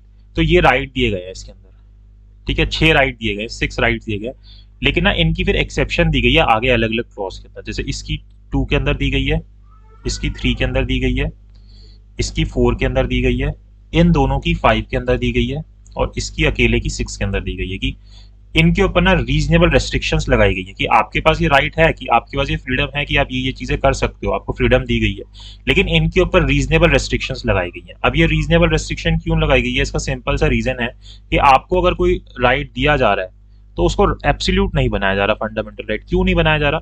आप अपने राइट को एंजॉय कर रहे हो, तो इसका मतलब ये थोड़ा ना कि आप दूसरे को परेशान करोगे। अब आपको यहाँ पे मान लो, जैसे अभी इसको अगर हम देखें, all citizen shall have the right to freedom of speech and expression. अब आपको मैंने राइट दे दिया कि आप स्पीच एंड एक्सप्रेशन के अंदर कुछ बोल सकते हो, अपने आप को एक्सप्रेस कर सकते हो। इसका मतलब ये थोड़ा ना आप कंट्री के अगेंस्ट बोलने लग जाओगे, कंट्री की इंटीग्रिटी के अगेंस्ट बोलने लग जाओगे, या कंट्री के अगेंस्ट ही विद्रोह कर दोगे कि हम अपनी कंट्री को खत्म कर देंगे, ये कर देंगे, वो कर। ऐसी उल्टी सीधी बातें नहीं बोल सकते, ये रेस्ट्रिक्शंस हमें लगानी पड़ेंगी। ऐसे ही अगर हम असेंबली के राइट दे रहे हैं कि आप असेंबल हो सकते हो, लेकिन कैसे हो सकते हो? पीसफुली हो सकते हो। ये नहीं कि आप हथियार लेके इकट्ठे हो रहे हो और एक साथ एक आपने असेंबली बना ली, गोला बारूद इकट्ठा कर लिया और पूरी लड़ाई करना शुरू कर दिया, ऐसा नहीं कर सकते। इसी तरीके से एसोसिएशंस बनाने का, यूनियन बनाने का राइट दिया गया है कि आप बना सकते हो, लेकिन कुछ रेस्ट्रिक्शंस लगाई गई हैं कि आप ऐसे ही किसी चीज के लिए एसोसिएशन नहीं बना सकते। आप पूरी कंट्री में घूम सकते हो, लेकिन कुछ रेस्ट्रिक्शंस लगा दी कि अब जैसे कई बार होता है कि किसी जगह की सिचुएशन ऐसी होती है कि वहां पे जाना नहीं अलाउड करना होता, या सिचुएशन ऐसी हो रखी होती है, तो वहां पे रेस्ट्रिक्शन लगाई जा सकती है। ऐसी कहीं पे भी आप जाके रह सकते हो पूरी कंट्री में, तो यहाँ पे दोनों के अंदर सेम रीजन देखोगे कि क्यों हम रेस्ट्रिक्शन लगा सकते हैं। आप कोई भी प्रोफेशन जो है वो कैरी ऑन कर सकते हो। अब आप चाहो तो डॉक्टर बन जाओ, आप चाहो तो लॉयर बन जाओ, लेकिन रेस्ट्रिक्शन लगानी पड़ेगी ना। अब मैंने एलएलबी की डिग्री ली और मैं बोलूँ कि नहीं मैं तो डॉक्टर की प्रैक्टिस करूंगा या इंजीनियर की प्रैक्टिस करूंगा, वो करना तो पॉसिबल है नहीं। तो हमें क्या करनी पड़ेगी? रीजनेबल रेस्ट्रिक्शन लगानी पड़ेगी इसके अंदर। तो वो रीजनेबल रेस्ट्रिक्शंस ये इन सारे आर्टिकल के अंदर लगाई गई है। इसलिए जो हमारी 6 राइट्स जो हमें दिए गए, 6 फ्रीडम्स हमें दी गई आर्टिकल 19 के अंदर के क्लॉज 1 के अंदर, ये क्या है? एब्सोल्यूट नहीं है। क्यों एब्सोल्यूट नहीं है? क्योंकि ये जो है बाकी जो हमारी कम्युनिटी है, जो पूरी हमारी सोसाइटी है, उसके अगेंस्ट नहीं जानी चाहिए, उसको इंजर नहीं करनी चाहिए। तो अब ये रेस्ट्रिक्शन जो है रीजनेबल है या नहीं है, उसके पीछे वही जो चीज हम देखते हैं कि रीजनेबल है या नहीं है, कि एक तो हमारे आर्टिकल जो 2 से जो इसका क्लॉज 2 से 6 के अंदर है, इसके अंदर आ रही है, और वो रिस्ट्रिक्शन कैसी होनी चाहिए, रीजनेबल होनी चाहिए। अगर वो रिस्ट्रिक्शन रीजनेबल नहीं है ना, अगर कोई भी गवर्नमेंट रिस्ट्रिक्शन लगा रही है इनको यूज करते हुए आगे वाले आर्टिकल्स को, क्लॉज को, और वो रिस्ट्रिक्शन अगर रीजनेबल नहीं है, तो फिर क्या बोल दिया जाएगा कि वो अनकॉन्स्टिट्यूशनल है, वो आर्टिकल 19 को वॉयलेट कर रही है। वो रेस्ट्रिक्शंस आप किसी के ऊपर नहीं लगा सकते। आपकी जो रेस्ट्रिक्शंस है वो क्या होनी चाहिए, रीजनेबल होनी चाहिए। अब इसका भी टेस्ट बनाया गया कि कौन सी जो है रीजनेबल होगी, लेकिन वो टेस्ट जो है इतना इंपॉर्टेंट नहीं है कि हम उसको भी डिटेल में पढ़ें, क्योंकि वो काफी टाइम कंज्यूमिंग हो जाएगा। बस इतना याद रखो कि रीजनेबल रेस्ट्रिक्शन होनी चाहिए। देन ये जो राइट है किसको अवेलेबल है, सिर्फ सिटीजन्स को अवेलेबल है। ये चीज हमने यहाँ पे देखी कि सारे के सारे सिटीजन्स को ये राइट मिलेगा। और यहाँ पे ना ये सिर्फ जो नेचुरल पर्सन होते हैं ना उनको मिलता है, लीगल पर्सन को नहीं मिलता। जैसे हमने पीछे देखा था वहाँ पे लीगल पर्सन को इंक्लूड किया गया था, लेकिन यहाँ पे ये जो सिटीजन्स है ये सिर्फ नेचुरल पर्सन को अवेलेबल है। जो लीगल पर्सन होते हैं, यानी कि जैसे कंपनीज हो गई या कोई एसोसिएशन होगी, उनको ये राइट नहीं मिल रहा। लीगल पर्सन को नहीं मिल रहा है, आर्टिफिशियल पर्सन को नहीं मिल रहा है ये राइट। ये सिर्फ नेचुरल पर्सन को मिल रहा है, जैसे कि हम लोग हो गए। ठीक है, अब यहाँ से हमारा शुरू होता है फ्रीडम ऑफ स्पीच के बारे में। पहले हम देखते हैं कि फ्रीडम ऑफ स्पीच के अंदर क्या क्या प्रॉब्लम्स राइज हुई और क्या क्या चीजें हमें दी गई।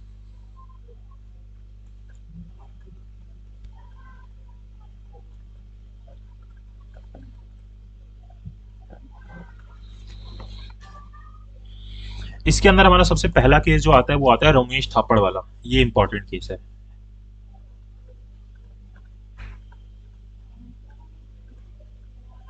Ramesh Thapar versus state of Madras का केस। इसके अंदर क्या था कि एक ना ये जो रमेश थापड़ था, एक राइटर वगैरह होगा, ये ना जवाहरलाल नेहरू के अगेंस्ट कुछ चीजें लिखता था अपनी मैगजीन्स के अंदर।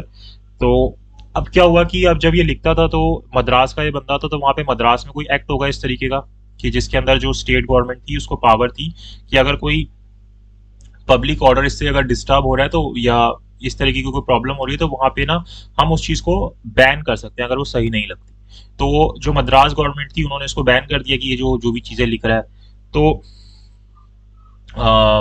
ये जो है सुप्रीम कोर्ट चला गया। तो सुप्रीम कोर्ट ने बोला कि ये जो चीज आपने की है ना, ये आपने सिर्फ फ्रीडम ऑफ स्पीच को रेस्ट्रिक्ट किया है। क्यों? क्योंकि आप जब ये देखोगे हमारे आर्टिकल 16 को देखोगे, इसके अंदर आपको पब्लिक ऑर्डर नाम का वर्ड नहीं, जब इसकी जो रेस्ट्रिक्शंस पढ़ोगे ना, अभी जब हम इसके अंदर पढ़ेंगे ये जो रेस्ट्रिक्शंस लगाई गई हैं इसके क्लॉज 2 के अंदर, इसके अंदर आपको पब्लिक ऑर्डर वर्ड नहीं मिलेगा। ये पब्लिक ऑर्डर वर्ड बाद में ऐड हुआ था। ये केस जो है ना आपका 1950 का केस है, जो रमेश थापड़ वाला केस है 1950 का केस है। अभी जब हम आगे चलेंगे तो मैं बताऊंगा कि अमेंडमेंट के बाद कौन कौन से वर्ड ऐड हुए। तो ये जो पब्लिक ऑर्डर वर्ड है ना, ये आपका अमेंडमेंट, फर्स्ट अमेंडमेंट के बाद ऐड हुआ था। तो ये कह सकते हो कि आप ये वाला जो केस है हमारा रमेश थापड़ वाला, इसी के बाद फर्स्ट अमेंडमेंट आई थी इस वर्ड को ऐड करने के लिए। क्योंकि यहाँ पे क्या हुआ, जो रमेश थापड़ वाला केस था इसके अंदर क्या किया, सुप्रीम कोर्ट ने बोला कि आप इसकी जो बुक है वो बैन नहीं कर सकते। ये जो बुक अपनी प्रिंट कर रहा है इसको आप बैन नहीं कर सकते। क्यों? क्योंकि हमारे आर्टिकल 19 को वायलेट कर रहा है और इस तरीके की चीजें कर सकता है। और पब्लिक ऑर्डर जो है वो जो हमारा आर्टिकल 19(2) है इसके अंदर कहीं पे भी नहीं आता कि इस बेसिस पे आप इसके ऊपर रिस्ट्रिक्शन लगा सकते हो। तो हमारे लेजिस्लेचर ने बोला अच्छा ये चीज होती है ऐसी कि हम नहीं लगा सकते, तो एक काम करते हैं हम इसको ऐड ही कर देते हैं पब्लिक ऑर्डर को। तो हमने फर्स्ट अमेंडमेंट के थ्रू ये वर्ड जो है अपने कॉन्स्टिट्यूशन के अंदर ऐड कर लिया, आर्टिकल 19 के 2 के अंदर, जो रिस्ट्रिक्शंस लगाता है आर्टिकल 19 के 1 के ए के ऊपर, जो फ्रीडम ऑफ स्पीच की बात करता है। तो इसके थ्रू हमने आर्टिकल जो ये वाला 19(2) है इसको अमेंड किया और हमारे इसके अंदर पब्लिक ऑर्डर को इंक्लूड किया। तो पहली चीज तो ये आ जाती है हमारी। इसके बाद हमारा एक प्रभु दत्त वाला केस आता है, लेकिन ये इतना इंपॉर्टेंट है नहीं प्रभु दत्त वाला। अच्छा, एक यहाँ पे आपको काम देता हूँ। आपने 2G स्कैम का देखा, नीट का देखा, और एक जो डॉक्ट्राइन ऑफ लेजिटिमेट एक्सपेक्टेशन है वो देखा। अब एक राइट टू इन्फॉर्मेशन एक्ट जो है ना, ये आपका इंपॉर्टेंट है। इसको आपको पढ़ना नहीं है कि इस एक्ट में है क्या, ये कैसे आया और ये कॉन्स्टिट्यूशनली वैलिड कैसे है, आर्टिकल 19 से इसको आप कैसे रिलेट करोगे, इसके बारे में आपने बताना है। राइट टू इन्फॉर्मेशन एक्ट के बारे में। Generally right to information act के अंदर अगर मैं आपको बेसिक बता दूं होता क्या है, इसकी कॉन्स्टिट्यूशनल वैलिडिटी बतानी है आपने, बस इतना करना है। इसके बाद आपको प्रभु दत्त वाला केस बताता हूँ। ये जो हमारा राइट टू इन्फॉर्मेशन एक्ट है ना, ये हमें एंटाइटल कर देता है, मतलब जितने भी सिटीजन है हमारी कंट्री में उनको ये एंटाइटल कर देता है कि हम कोई भी इन्फॉर्मेशन को एक्सेस कर सकते हैं, ऐसी इन्फॉर्मेशन को जो कि पब्लिक अथॉरिटीज के द्वारा कंट्रोल हो रही है। आप ऐसे प्राइवेट पर्सन नहीं कि आप मेरे पास RTI फाइल कर रहे हो और मुझे बोल रहे हो कि अपनी पर्सनल इन्फॉर्मेशन बता, मेरी नहीं ले सकते आप। जो पब्लिक अथॉरिटीज होंगी उन्हीं के साथ उन्हीं के पास जाके आप ये कर सकते हो। तो अब यहाँ पे अब इस पूरे एक्ट को पढ़ोगे तो इसी के थ्रू यहाँ पे अलग अलग सेक्शंस के अंदर बताया गया कि जैसे जो गवर्नमेंट है वो एक ऐसे इस तरीके से ऑफिसर बताएगी हर एक गवर्नमेंट अथॉरिटी के अंदर, फिर उसकी ड्यूटीज होंगी कि उसको क्या क्या करना होगा। फिर बताया गया कि आप किस तरीके से आरटीआई फाइल करोगे, कि आप राइटिंग के अंदर भी कर सकते हो और इलेक्ट्रॉनिक भी कर सकते हो। एंड देन जब आप आरटीआई फाइल करोगे तो उसके ऊपर आपकी फीस लगेगी, जैसे 10 रुपए कुछ फीस लगती है उसके अंदर। जो पब्लिक जो व्यक्ति होता है जिसको आपको दे के आनी होती है फीस, उसको हम पब्लिक इन्फॉर्मेशन ऑफिसर बोलते हैं। हर एक गवर्नमेंट अथॉरिटी में मिल जाएगा आपको। तो वहां पे जाके आप आरटीआई लिखोगे, उसके ऊपर ये फीस लगाओगे और उसको दे दोगे। अब जब वो आरटीआई आपको देता है ना, जैसे उसकी कॉपी देता है, तो उसके अंदर ना कुछ पेजेस की लिमिट होती है कि अगर जैसे 10 पेजेस तक है तो वो आपसे कुछ फीस नहीं लेते। उसके बाद कुछ पेजेस होते हैं तो वो पर पेज कुछ पैसे आपसे लेते हैं, मतलब कुछ रुपए होते हैं उसके ऊपर, तो वो आपसे लेते हैं। फिर उसके अंदर डेज की लिमिट भी बता रखी है कि कितने दिन के अंदर उनको आपको रिप्लाई करना होता है, और अगर वो नहीं देते तो फिर उस सिचुएशन में उनके ऊपर पेनल्टी लगेगी। फिर आप उसके अंदर अपील के अंदर जा सकते हो, इसी के अंदर एक ऑफिसर अपॉइंट होता है जिसके पास आप अपील में जा सकते हो। फिर वहां पे क्या होता है वो सारी चीजें इस एक्ट के अंदर बता रखी है। तो आपको इन्फॉर्मेशन यहाँ से मिलती है। आप लोगों ने यूज किया है कभी RTI? No sir. No sir. मैंने तो कॉलेज टाइम से बहुत यूज किया, मतलब जब आया था ना एक्ट, मतलब 11-12 से बहुत यूज किया। स्कूल में भी फाइल मेरा स्कूल था, गवर्नमेंट स्कूल था, केवी में था मैं, केंद्रीय विद्यालय में, सेंट्रल स्कूल में। वहां पे मैंने यूज करता था, मतलब परेशान कर देता हर जगह। कॉलेज गया, कॉलेज में बहुत यूज किया मैंने आरटीआई, हर चीज पे आरटीआई कर देता। अरे तब आया था, मजा आता था यार, ये बढ़िया चीज है, इससे कुछ भी इन्फॉर्मेशन मिल जाती है। कॉलेज टाइम पे मैं फाइल कर देता था, पेपर कब होंगे बताओ, कुछ भी होता था आरटीआई फाइल कर देता था। तो वो परेशान हो गए थे आरटीआई से होके। फिर कुछ हॉस्पिटल में हुआ, जैसे गवर्नमेंट हॉस्पिटल में गए कुछ हुआ, मैं वहां पे आरटीआई फाइल कर देता था। मजा आता था उस वक्त। अभी तो मैं नहीं इतना इसके अंदर एक्टिव रहता। यूज करने से को अच्छा लगेगा आपको, काफी इन्फॉर्मेशन मिलती है। ठीक है, तो इसको बताना कि इसकी कॉन्स्टिट्यूशनल वैलिडिटी क्या है, कैसे ये इसको कॉन्स्टिट्यूशनल बोला गया और ये कैसे आया। इसके लिए भी बहुत सारा वो प्रोटेस्ट वगैरह हुए थे, उसके बाद ये आया था। तो इसकी थोड़ी सी अब बताना मेरे को कैसे आया, कॉन्स्टिट्यूशनली वैलिड कैसे, और कौन सा मेन केस आता है इसका। ठीक है, फिर जो प्रभुदत्त वाला केस है, इसके अंदर क्या हुआ था, Prabhudatt versus union of India के अंदर एक फेमस केस है, अगर आपको पता हो, आपने सुना हो, लेकिन पुराना है तो मे भी हो सकता है नहीं सुना होगा। रंगा बिल्ला वाला केस सुना है आपने? रंगा बिल्ला,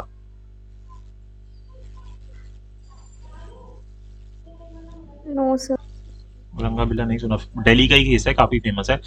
मतलब कौन से ईयर्स का होगा ये केस, अराउंड मतलब 80s का होगा, 80-85 का। उस वक्त तो काफी छोट, मतलब हो गई नहीं तो 80s का केस है। तो उसके अंदर क्या था कि कुछ ये दोनों थे, रंगा बिल्ला नाम के व्यक्ति थे, इन्होंने कुछ ये अटेम्प्ट किया, मतलब रेप वगैरह किया था, और फिर उसको मार जो लड़की थी उसको मार के मतलब किडनैप वगैरह करके, यहाँ पे ये आपको ये दिल्ली में जगह पता होगी, इंदरपुरी नाम सुना है? इंदरपुरी, वहाँ पे सारा जंगल वाला एरिया आता है वहाँ पे। यार आप लोग दिल्ली से हो, आपको फिर नहीं पता, दिल्ली से बाहर वालों को समझ आता है, वास्तविक को नहीं पता हो।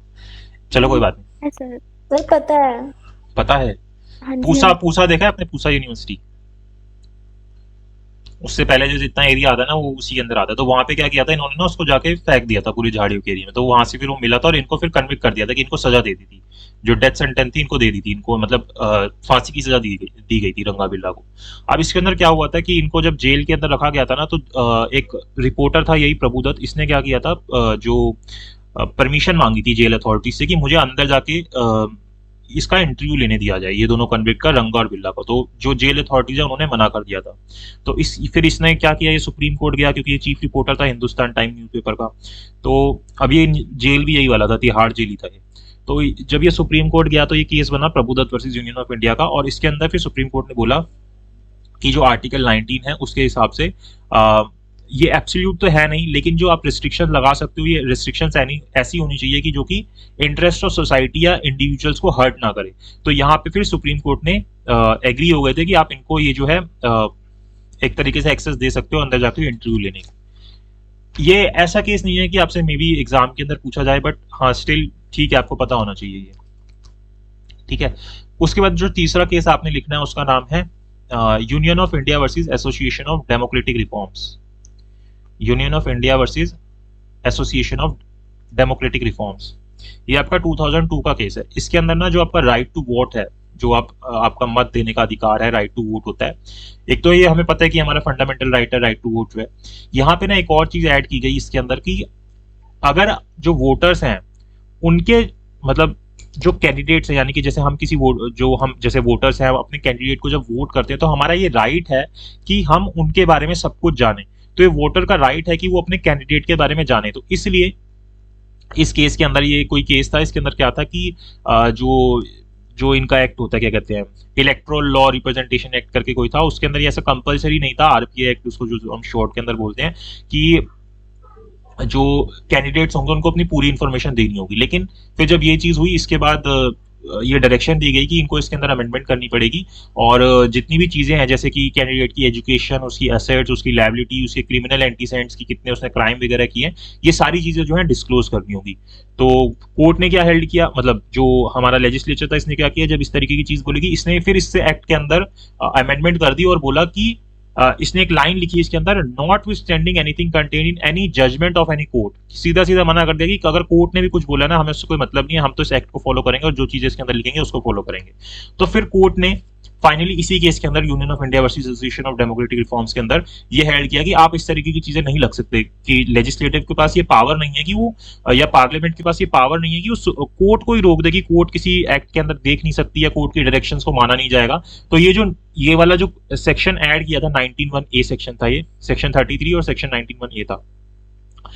तो उसके अंदर क्या किया कि बोला कि आप आर्टिकल 19 का वायलेशन कर रहे हो अगर इस तरीके की चीजें आप ऐड कर रहे हो इसके अंदर, कि आप कोर्ट को ही रोक रहे हो कि कोर्ट की कोई बात नहीं मानी जाएगी या कोर्ट कुछ बोल रहा है। तो इस चीज को अनकॉन्स्टिट्यूशनल हेल्ड किया और बोला कि आपको ये चीजें फॉलो करनी होगी, कि जितने भी कैंडिडेट्स हैं उनके जितने भी जैसे एजुकेशन, असर्ट्स, लायबिलिटी या क्या उनका क्रिमिनल रिकॉर्ड है, ये सब आपको डिस्क्लोज करना होगा। आप इन चीजों से हाइड नहीं कर सकते, क्योंकि एक तो ये जो सिटीजन्स होते हैं या जो वोटर्स होते हैं, उनका फंडामेंटल राइट है कि उनको अपने कैंडिडेट के बारे में नॉलेज हो। फंडामेंटल राइट क्यों है? क्योंकि आर्टिकल 19 इस चीज के बारे में बोलता है कि उनके पास ये राइट है कि वो उनके पास किसी भी व्यक्ति की इंफॉर्मेशन हो सकती है जो कि उनका रिप्रेजेंटेटिव हो। तो इस चीज को यहाँ पे कॉन्स्टिट्यूशन बोला कि आप जो है उनकी इंफॉर्मेशन ले सकते हो। तो ये 3 केसेस हो गए आपके।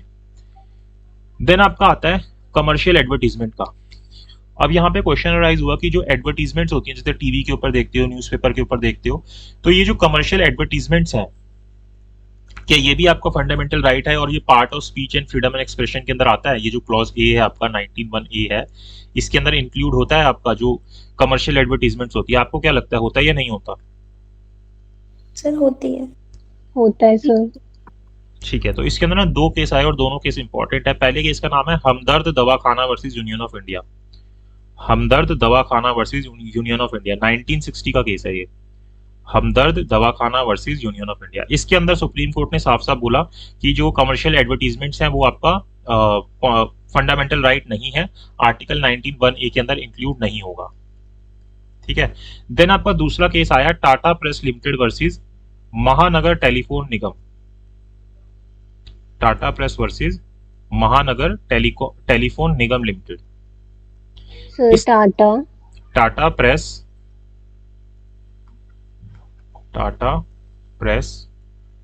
Limited versus Mahanagar telephone Nigam. Mahanagar telecom निगम लिमिटेड करेंगे उसके अंदर।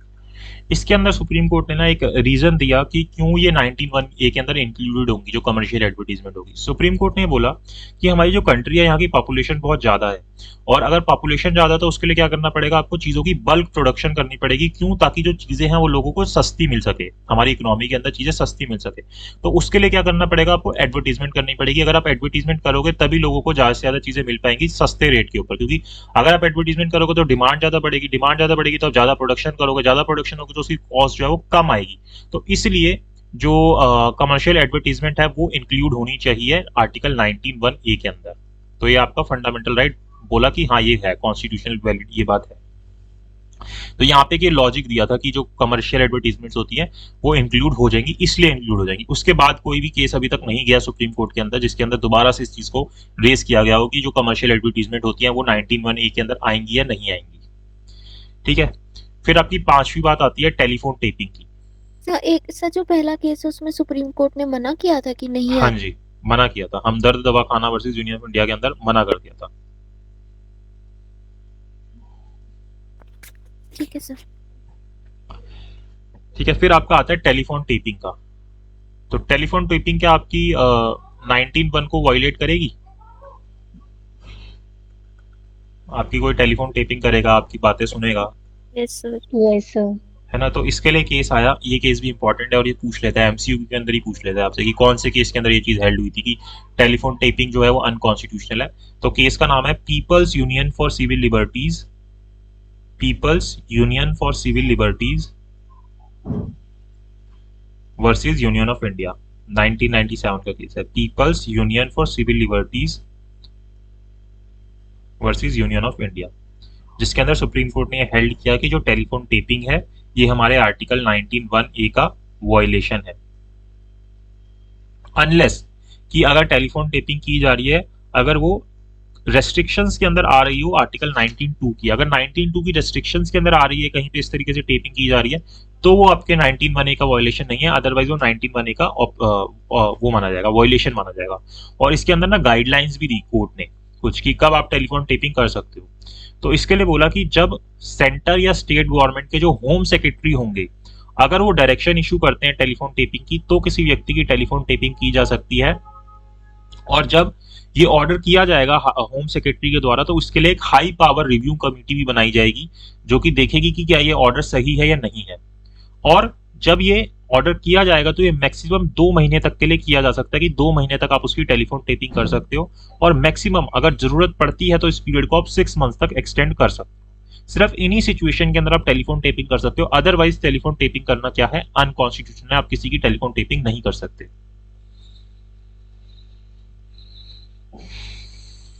ठीक है, अगला केस बताऊं। Yes sir. ये सब 19(1)(a) का ही चल रहा है, अभी हम आगे नहीं बढ़े, 19(1)(a) के अंदर ही चल रहे हैं। देन हमारा आता है स्ट्राइक बाय एडवोकेट, की जो एडवोकेट स्ट्राइक करते हैं उसके बारे में आता है। ये अभी 2020 का ही केस है, 2020 का केस है। इस केस का नाम है district bar association Dehradun versus Ishwar Sandilya, district bar association Dehradun versus Ishwar Sandilya, district bar association versus Dehradun versus Ishwar Sandilya. इसके अंदर होता क्या था, जो देहरादून डिस्ट्रिक्ट है ना, उसके अंदर क्या करते थे एडवोकेट्स, वो ना जितने भी सैटरडेज होते थे, उस सैटरडेज के अंदर ना वो मतलब वो कर देते थे, स्ट्राइक कर देते थे कि हम जो है कोर्ट के अंदर काम ही नहीं करेंगे सैटरडेज को। तो वहां पे वो काम ही नहीं होता था और छुट्टी कर देते थे कि काम ही नहीं होगी क्योंकि स्ट्राइक चल रहा है। और ये जो स्ट्राइक है ना, कहाँ पे मेनली देहरादून के अंदर चल रही थी, हरिद्वार और जो उधम सिंह नगर का कोई डिस्ट्रिक्ट आती है वहां पे चल रही थी।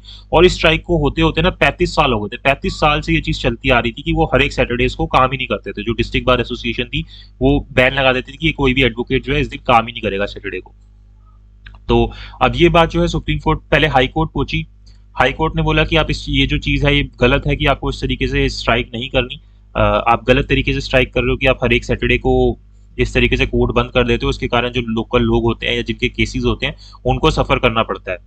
तो इन्होंने बोला, जो बार एसोसिएशन थी, कि हम आर्टिकल 19(1)(a) को फॉलो कर रहे हैं और हमारे पास ये राइट है कि हम जो है पीसफुल किसी कोई प्रोटेस्ट कर सकते हैं, और हमारे पास राइट टू फ्रीडम है कि हम freedom of speech and expression है कि हम अपनी जो है चीजों को एक्सप्रेस कर सकते हैं किसी तरीके से। तो हम यहाँ पे कैसे एक्सप्रेस कर रहे हैं, प्रोटेस्ट करके एक्सप्रेस कर रहे हैं। तो फिर हाई कोर्ट ने भी बोला कि आप ये चीज गलत कर रहे हो। तो इसके बाद क्या हुआ, सुप्रीम कोर्ट गए, मतलब पहले हाई कोर्ट ने बोला कि ये चीज गलत है, इस तरीके से मत करो।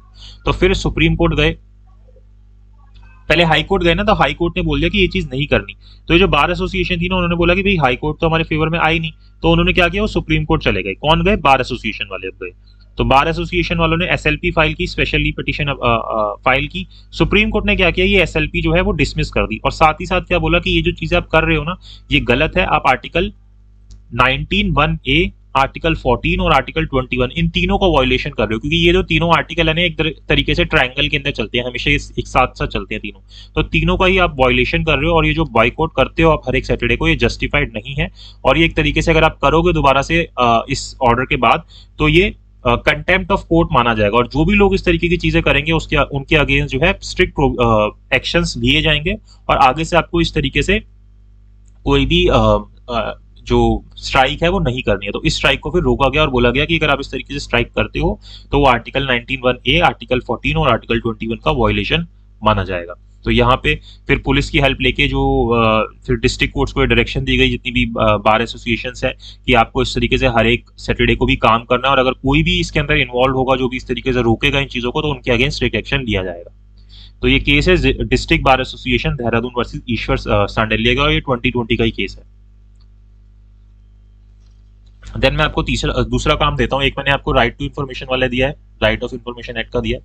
दूसरा काम है आपका, ये केस का नाम लिख लो, Amit Sahni versus commissioner of police. आपको बताना है इस केस के अंदर क्या हुआ था, और ये आर्टिकल 19(1)A से ही रिलेट करता है। Amit Sahni versus commissioner of police, ये केस भी आपका 2020 का है। अगर आपको थोड़ा सा हिंट दे देता हूँ इसकी, ये किस चीज से रिलेटेड है। अभी आपने CAA का प्रोटेस्ट देखा होगा, शाहीन बाग के अंदर हो रहा था, दिल्ली के अंदर शाहीन बाग के एरिया में, उससे रिलेटेड ये केस है, Amit Sahni versus commissioner of police. तो इसके अंदर आप बताना कि क्या चीजें हुई थी और क्या चीजें बोली गई थी।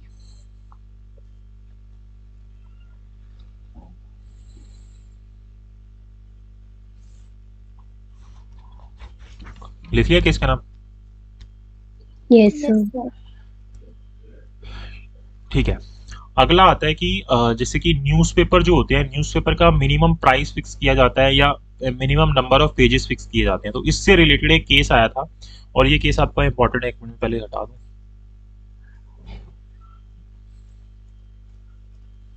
तो इसके अंदर एक क्वेश्चन राइज हुआ था कि क्या गवर्नमेंट ऑर्डर निकाल के जो पेजेस होते हैं न्यूज़पेपर के अंदर वो फिक्स कर सकती है या उसका प्राइस फिक्स कर सकती है।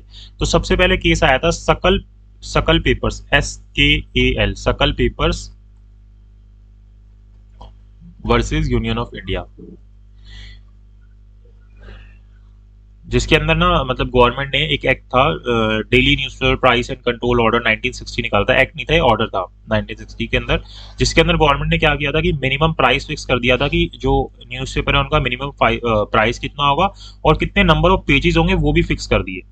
तो जब ये बात सुप्रीम कोर्ट पहुंची तो सुप्रीम कोर्ट ने बोला कि आप इस तरीके से कैसे फिक्स कर सकते हो, आप ना ही उनका प्राइस फिक्स कर सकते हो और ना ही नंबर ऑफ पेजेस फिक्स कर सकते हो, क्योंकि अगर नंबर ऑफ पेजेस फिक्स करोगे तो जितनी चीजें एक्सप्रेस करनी होती है वो कैसे करेंगे। और दूसरी चीज की अगर आप देखोगे जो न्यूज़पेपर होते हैं उनकी रिवेन्यू कोई हमको न्यूज़पेपर बेच के थोड़ी ना होती है। हम 3 रुपए 4 रुपए 5 रुपए का न्यूज़पेपर खरीदते हैं, या अगर आप द हिंदू भी खरीदोगे तो 15 रुपए का न्यूज़पेपर आता है, उससे उनकी कोई अर्निंग नहीं होती। अगर इतनी मोटी आप बुक खरीदोगे तो कितनी महंगी आती है। तो उनकी मेन अर्निंग होती है एडवर्टीजमेंट से। तो अगर आप उनके नंबर ऑफ पेजेस रिस्ट्रिक्ट कर दोगे तो वो एडवर्टीजमेंट नहीं शो कर पाएंगे, और दूसरा वो अफोर्ड भी नहीं कर पाएंगे इतने ज्यादा न्यूज़पेपर को प्रिंट करना, और वो सारी न्यूज भी उसके अंदर कवर नहीं कर पाएंगे। तो इससे क्या होगा कि जो आपका आर्टिकल 19 है, 19(1)A है, उसका वायलेशन होगा। और जो आर्टिकल 19(2) है उसके अंदर भी इस तरीके की कोई रेस्ट्रिक्शन दी नहीं गई कि आप इस तरीके से नंबर ऑफ पेजेस को फिक्स कर दो या उसका प्राइस फिक्स कर दो न्यूज़पेपर का। तो इससे आपका जो freedom of speech and expression है वो वायलेट होगा। इसलिए आप जो मिनिमम प्राइस है और जो मिनिमम नंबर ऑफ पेजेस है वो एक न्यूज़पेपर के अंदर सजेस्ट नहीं कर सकते या नहीं बता सकते कि कितने होंगे। तो ये चीज जो है सकल paper versus union of India के अंदर हेल्ड हुई कि आप ये चीजें फिक्स नहीं कर सकते कि कितनी उसके अंदर होंगी। ये 1962 का केस है, पुराना केस है, 1962 का केस है। ठीक है। तो मैंने अभी आपको 2 काम दिए हैं, तीसरा काम देता हूं, इसके अलावा और केसेस दूंगा, ज्यादा केसेस दूंगा। एक केस है Arnab Ranjan Goswami versus union of India. ये केस तो सुना होगा, काफी रिसेंट केस है, ये भी 2020 का केस है। Arnab Ranjan Goswami versus union of India. इस बंदे का नाम सुना है, अर्नब रंजन गोस्वामी का? Yes, sir. Nation wants to know. Drugs दो मुझे।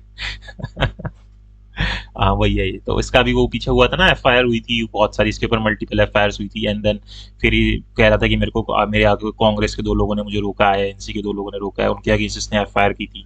फिर ये सुप्रीम कोर्ट पहुंच गया था, कह रहा है मेरी FIR क्वैश कर दो, मेरी जो कंप्लेंट हुई है वो क्वैश कर दो। सुप्रीम कोर्ट से जाके कह रहा है, CRPC का प्रोसीजर फॉलो नहीं कर रहा, क्वेश्चन के अंदर CRPC का प्रोसीजर होता है। तो अब देखना इसके अंदर टोटल मुझे बताना क्या है। ठीक है, मतलब ये इसी से रिलेटेड है, 19 से ही रिलेटेड है, 19(1)A से। उसके अंदर बोलता है मेरा freedom of speech and expression है, ये सारी चीजें बोलता है। तो एक बार आप देखना है इसके अंदर क्या होता है। 3 चीजें मैंने आपको दिया है, एक RTI एक्ट के बारे में दिया है, और एक दूसरा केस दिया है जो शाहीन बाग वाला है, और तीसरा ये दिया है अर्नब गोस्वामी वाला है। तीनों आर्टिकल 19 से, मतलब ये तो है ही, और ये दोनों भी आर्टिकल 19(1)A से रिलेटेड है। ठीक है। देन हमारा आता है टेलीकास्ट ऑफ सीरियल। जैसे टीवी के ऊपर सीरियल आते हैं ना, क्या ये भी 19(1)A के अंदर आता है कि अगर आपको कोई टेलीकास्ट नहीं करने दे रहा, आपने कोई सीरियल बनाया और वो 19(2) का वायलेशन भी नहीं कर रहा, आपको सीधा सीधा आपके 19(1) का क्या वो वायलेशन माना जाएगा, A का, अगर आप कोई सीरियल बना रहे हो तो। इसके अंदर केस हुआ था Odyssey communication private limited versus Lok Vidyan संघ आतना का। इंपॉर्टेंट नहीं है, छोड़ दो इसको। तो इसके अंदर क्या आता है कि आर्टिकल 226 को यूज करके ना यूनियन ऑफ इंडिया के अगेंस्ट हाई कोर्ट के अंदर महाराष्ट्र के अंदर ये बोला था, एक ना सीरियल आता था उस वक्त, मतलब 80s के अंदर आता था वो भी सीरियल, 80s के अंदर ही आता होगा, हाँ। तो उस सीरियल का नाम था होनी अनहोनी, इस नाम से एक सीरियल आता था। उसके अंदर बोला कि ये ना जो ये सीरियल है ना, इसके अंदर ना फॉल्स और ब्लाइंड बिलीफ को जो है प्रमोट किया जा रहा है कंट्री के अंदर, सुपरस्टिशियस चीजें बढ़ाई जा रही है। तो सुप्रीम कोर्ट बोलता है कि ये तो है, एक तो आपके आर्टिकल 19(1)(a) का वायलेशन करोगे अगर आप इसको रोक दोगे, तो आपको इसको रोकना नहीं है। आपके पास ये राइट है कि आप फ्रीडम टू एक्सप्रेस और ये सब चीजें कर सकते हो, आपके पास स्पीच और एक्सप्रेस करने का राइट है। और ये जो आप रेस्ट्रिक्शन लगाने की बात बोल रहे हो कि भाई ये चीजें बिलीफ और ये सब सुपरस्टिशन फैला रहे हो, ये रेस्ट्रिक्शन कहीं पे भी आर्टिकल 19(2) के अंदर नहीं दी गई। तो ये उनके पास राइट है कि वो इस तरीके से दिखा सकते हैं, क्योंकि ये कोई भी मतलब एक तरीके से अगर आप ये देख रहे हो तो कोई भी प्रिजुडिस नहीं कर रही सोसाइटी के साथ, आपकी मर्जी, आपको देखना है देखो, आपको नहीं देखना नहीं देखो, ऐसे कोई चीज नहीं कर रही थी वो। तो यहाँ पे बोला कि आपके पास जो सीरियल को दिखाने का राइट है, ये क्या है, आपके 19(1)(a) के अंदर आता है, यानी कि आपका एक फंडामेंटल राइट माना जाएगा। देन आपका एक इंपॉर्टेंट केस आता है 9th जो केस है, अभी तक मैंने आपको कितने लिखवा दिया, 8 केसेस लिखवाए हैं, आई थिंक 8 लिखवाए हैं, 7 लिखवाए हैं 19 के अंदर, 7 लिखवाए होंगे शायद, है ना। चलो ये 8वां केस है। इस केस का नाम है इसको ओटो शंकर केस भी बोलते हैं, फेमस केस है, R Rajagopal versus state of Tamil Nadu. R Rajagopal versus state of Tamil Nadu, इसको ऑटो शंकर केस बोलते हैं। इसके अंदर क्या था, ये जो आर राजगोपाल था ना, ये इसने क्या किया था, 6-7 मर्डर किए थे और इसको फिर जेल भेज दिया गया था, उम्र कैद वगैरह हो गई थी इसको। तो इसके अंदर क्या था कि अब जब ये ने क्या कर रहा था, अंदर बैठ के ना अपनी ऑटोबायोग्राफी लिख रहा था, अपनी पूरी जिंदगी की स्टोरी लिख रहा था। तो उसके अंदर क्या था कि जब ये स्टोरी लिख रहा था ना, तो उसके अंदर अब जो बाहर IAS IPS बैठे थे ना, इनको पता चल गया कि अंदर बैठ के इस तरीके से ऑटोबायोग्राफी लिख रहा है। अब इसके बहुत सारे IAS IPS के साथ लिंक थे, तो उनको पता चला कि अगर ये ऑटोबायोग्राफी लिखेगा तो उससे क्या होगा कि भाई हमारे जो एक तरीके से डिफेम भी होंगे, हमारे बारे में भी लोगों को गलत पता चल जाएगा, जितने भी IAS IPS थे। तो उन्होंने क्या किया, वो सुप्रीम कोर्ट पहुंच गए और उन्होंने बोला कि ये जो ऑटोबायोग्राफी है उसके अंदर ये हमें गलत तरीके से शो कर रहा है, हमारा नेक्सस शो कर रहा है, हमारा कनेक्शन शो कर रहा है इसके साथ, हमारा कोई कनेक्शन नहीं है इसके साथ, ये गलत तरीके से हमें शो कर रहा है, जितने भी ऑफिसर्स हैं IAS IPS हैं। तो सुप्रीम कोर्ट ने बोला कि ठीक है, अगर ये इस तरीके से कर रहा है ना, तो हम इसको रोक नहीं सकते। क्यों? क्योंकि इसके पास आर्टिकल 19(1)(a) का राइट है कि इसके पास फ्रीडम ऑफ एक्सप्रेशन और ये सब चीजें हैं। तो अगर आपको लग रहा है ना कि आपके अगेंस्ट ऐसी कोई चीज कर रहा है, तो पहले ये प्रिंट होने दो, पहले बुक छपने दो, उसके बाद अगर आपको ऐसा लगता है ना कि इसने कोई चीज आपके अगेंस्ट डिफेमेटरी किया है या आपका कहीं से कहीं ना कोई राइट वायलेट हो रहा है, फिर आप मेरे पास आ जाना और इसको रुकवा देना। आपको जो इंजंक्शन लेनी है, जो भी लेना आप ले लेना, लेकिन आप इसको रोक नहीं सकते कि आप पहले ही उसको रोक रहे हो। तो यानी कि आर्टिकल 19(1) आपको एक और क्या राइट देता है कि आपको प्रायर रिस्ट्रेन नहीं किया जा सकता। मतलब कि अगर आप कोई पब्लिकेशन कर रहे हो तो उसके ऊपर आपके ऊपर प्रायर रिस्ट्रेन, यानी कि पहले से रिस्ट्रेन नहीं कर सकते। तो प्रायर रिस्ट्रेन करने का आपके पास राइट है कि आप किसी को प्रायर रिस्ट्रेन नहीं कर सकते।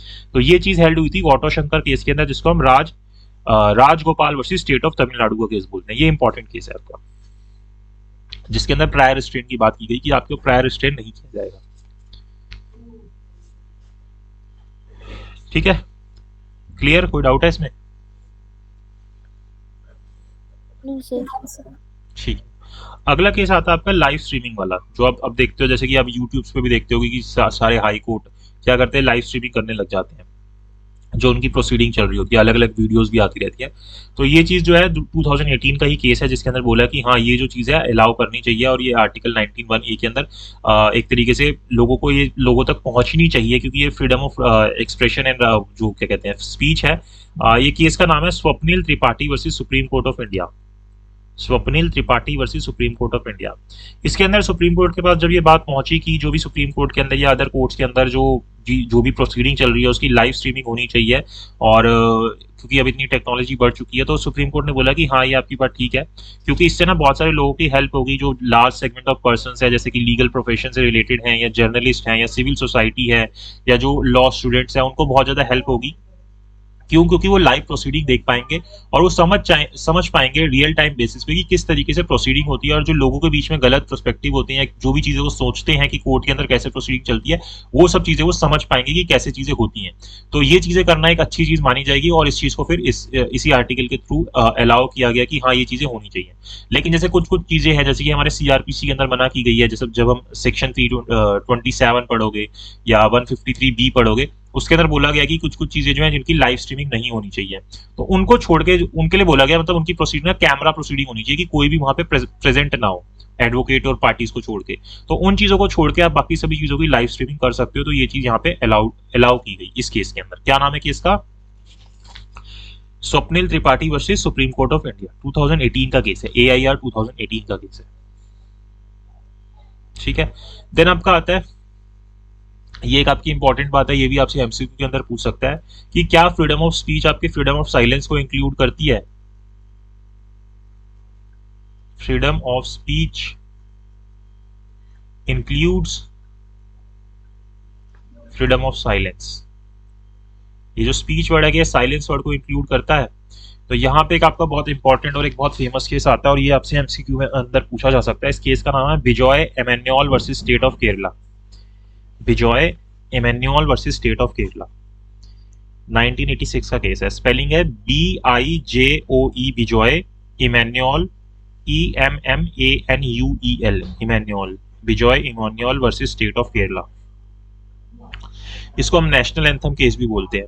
इसके अंदर ये यहाँ पे ना 3 बच्चे थे एक स्कूल के अंदर, वो ना जब भी जैसे नेशनल एंथम होता था ना, वो खड़े तो होते थे उसके रिस्पेक्ट में, लेकिन वो क्या करते थे, उस नेशनल एंथम को गाते नहीं थे, क्योंकि जिस रिलीजन से बिलोंग करते थे, जेहोवा जिनको बोला जाता है, जेहोवा की जो, इनको सिर्फ यही अलाउड था कि वो सिर्फ उन्हीं की प्रेयर कर सकते हैं, उसके अलावा किसी की प्रेयर नहीं कर सकते। तो इसके चलते ना जो स्कूल का एडमिनिस्ट्रेशन था या प्रिंसिपल था, उन्होंने इसको स्कूल से निकाल दिया। तो इसके चलते ये पहुंच गए सुप्रीम कोर्ट कि इस तरीके से हमें स्कूल से निकाल दिया गया, ये बोलते हुए कि हम जो है नेशनल एंथम नहीं गा रहे। तो यहाँ पे सुप्रीम कोर्ट ने बोला कि अगर कोई व्यक्ति चुप रह रहा है, उससे कोई फर्क नहीं पड़ता, आप ये नहीं इससे बोलोगे कि अगर वो चुप रह रहा है तो उसको वो गाना ही गाना है। तो ये इसलिए बोला गया कि अगर किसी को आप फ्रीडम ऑफ स्पीच दे रहे हो, तो आपको उसको फ्रीडम ऑफ साइलेंस भी देना रखेगा। उसकी मर्जी है कि वो बोलना चाहता है या नहीं बोलना चाहता। वो चुप रहता है तो भी आप उसको जबरदस्ती कंपेल नहीं कर सकते कि वो आपके नेशनल एंथम को गाए। वो रिस्पेक्ट कर रहा है, वो खड़ा हो रहा है उसके लिए, तो वो चीज ठीक है, मतलब कि वो कहीं ना कहीं खड़ा हो रहा है उसके लिए, वो रिस्पेक्ट कर रहा है उसके लिए। लेकिन आप ये नहीं बोलोगे कि उसको आपको गाना भी है, आप उसके साथ जबरदस्ती नहीं कर सकते। वो उसकी रिस्पेक्ट कर रहा है, लेकिन वो आप उसको ये बोलो कि वो उसको गाए, तो ये आप उस चीज की जबरदस्ती उसके साथ नहीं कर सकते। तो ये चीज इस केस के अंदर हेल्ड हुई थी Bijoe Emmanuel versus state of Kerala के अंदर। तो फ्रीडम, यहीं पे ये बात बोली थी सुप्रीम कोर्ट ने कि फ्रीडम ऑफ स्पीच जो होती है वो फ्रीडम ऑफ साइलेंस को भी इंक्लूड करती है। यानी कि आर्टिकल 19(1)A जो है, जो freedom of speech and expression की बात करता है, वो फ्रीडम ऑफ साइलेंस को भी इंक्लूड करता है।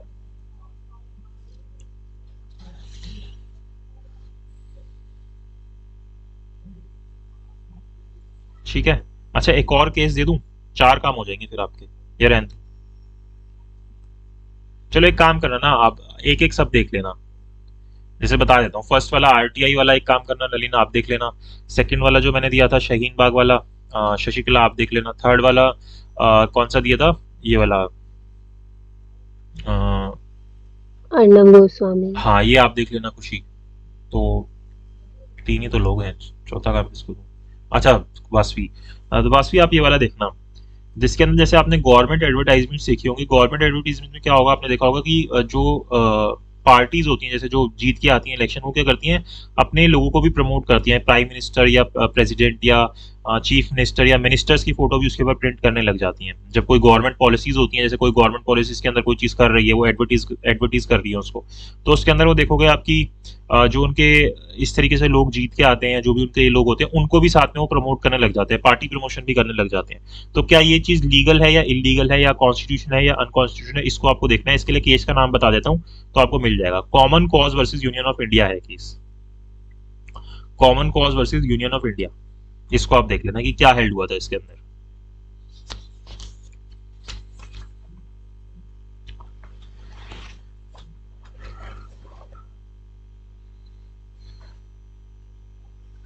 अब देखो, ये जो हमारा ये जो आती है इसकी रिस्ट्रिक्शन, सेकंड रिस्ट्रिक्शन आती है, इसके अंदर आपको सबसे पहली रिस्ट्रिक्शन क्या मिलेगी,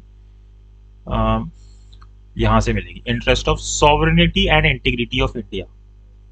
कि अगर आपको कोई रेस्ट्रिक्शन करनी है ना इसकी freedom of speech and expression की, वो sovereignty and integrity of India से को हटानी नहीं चाहिए। मतलब कि आप इस तरीके की आपके पास फ्रीडम ऑफ स्पीच नहीं है कि आप कहीं ना कहीं इंडिया के अगेंस्ट बोल रहे हो या इंडिया की सॉवरेनिटी के ऊपर क्वेश्चन राइज हो रहा है या इंटीग्रिटी के राइज हो रहा है। अगर ये चीज हो रही है ना तो फिर वहां पे आपको रोका जा सकता है, वहां वो आपके आर्टिकल 19(1)(a) के थ्रू आप उसको मांग नहीं सकते सुप्रीम कोर्ट जाके। तो ये जो है ना ये ओरिजिनली हमारे कॉन्स्टिट्यूशन के अंदर नहीं था ये वाला जो पार्ट है, क्योंकि देखो ब्रैकेट में लिखा हुआ है ना, ये हमने 16th अमेंडमेंट के थ्रू 16th अमेंडमेंट के थ्रू इसको ऐड किया था अपने कॉन्स्टिट्यूशन के अंदर। पहले ओरिजिनली ये हमारे कॉन्स्टिट्यूशन में था नहीं, 1963 के अंदर हुई थी ये 16th अमेंडमेंट, उसके थ्रू हमने इसको ऐड किया था, sovereignty and integrity of India. यहीं पे ना आपका सेडिशन जो होता है, जैसे आप उसके अंदर भी पढ़ते हो, क्या कहते हैं, आईपीसी के अंदर भी सेडिशन आता है कि आप कंट्री अगेंस्ट सेडिशन नहीं कर सकते। तो ये जो सेडिशन है ये भी इसी के अंदर इंक्लूड किया गया और बोला गया कि अगर आप गवर्नमेंट का क्रिटिसिज्म कर रहे हो ना तो उसी को आप सिर्फ ऑफेंस नहीं मान लोगे कि आपने सिर्फ गवर्नमेंट का क्रिटिसिज्म किया कि गवर्नमेंट जो है सही से काम नहीं कर रही है, इस तरीके की कोई चीज नहीं कर रही, तो उसको आप ये नहीं बोलोगे कि आप गवर्नमेंट के अगेंस्ट सेडिशन कर रहे हो। अब सेडिशन को इसके अंदर इंक्लूड किया गया, कौन से केस के अंदर इंक्लूड किया गया, वो केस था देवी सरेन वर्सेस स्टेट, देवी सरेन वर्सेस स्टेट। इसके अंदर बोला कि सेडिशन भी जो है इसके अंदर इंक्लूड होगा और जो डेफिनेशन हमें आईपीसी के अंदर देखने को मिलती है सेक्शन 124A और सेक्शन 153A के अंदर, वही डेफिनेशन जो है यहाँ पे भी सेडिशन की मानी जाएगी, देवी सरेन वर्सेस स्टेट।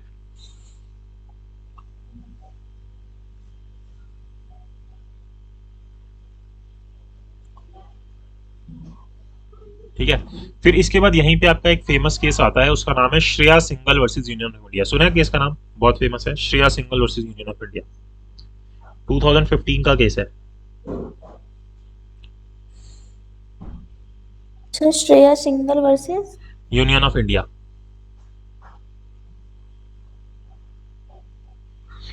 नहीं सुना तो इसके अंदर क्या हुआ था, यही इसी को ये इसके ऊपर जो रेस्ट्रिक्शन लगा रखी थी ना, ये वाली रेस्ट्रिक्शन सही नहीं थी। इसके अंदर क्या था कि जो अब हमारा इंफॉर्मेशन टेक्नोलॉजी एक्ट है ना 2000 का, उसके अंदर ना सेक्शन 66A और सेक्शन 69A था।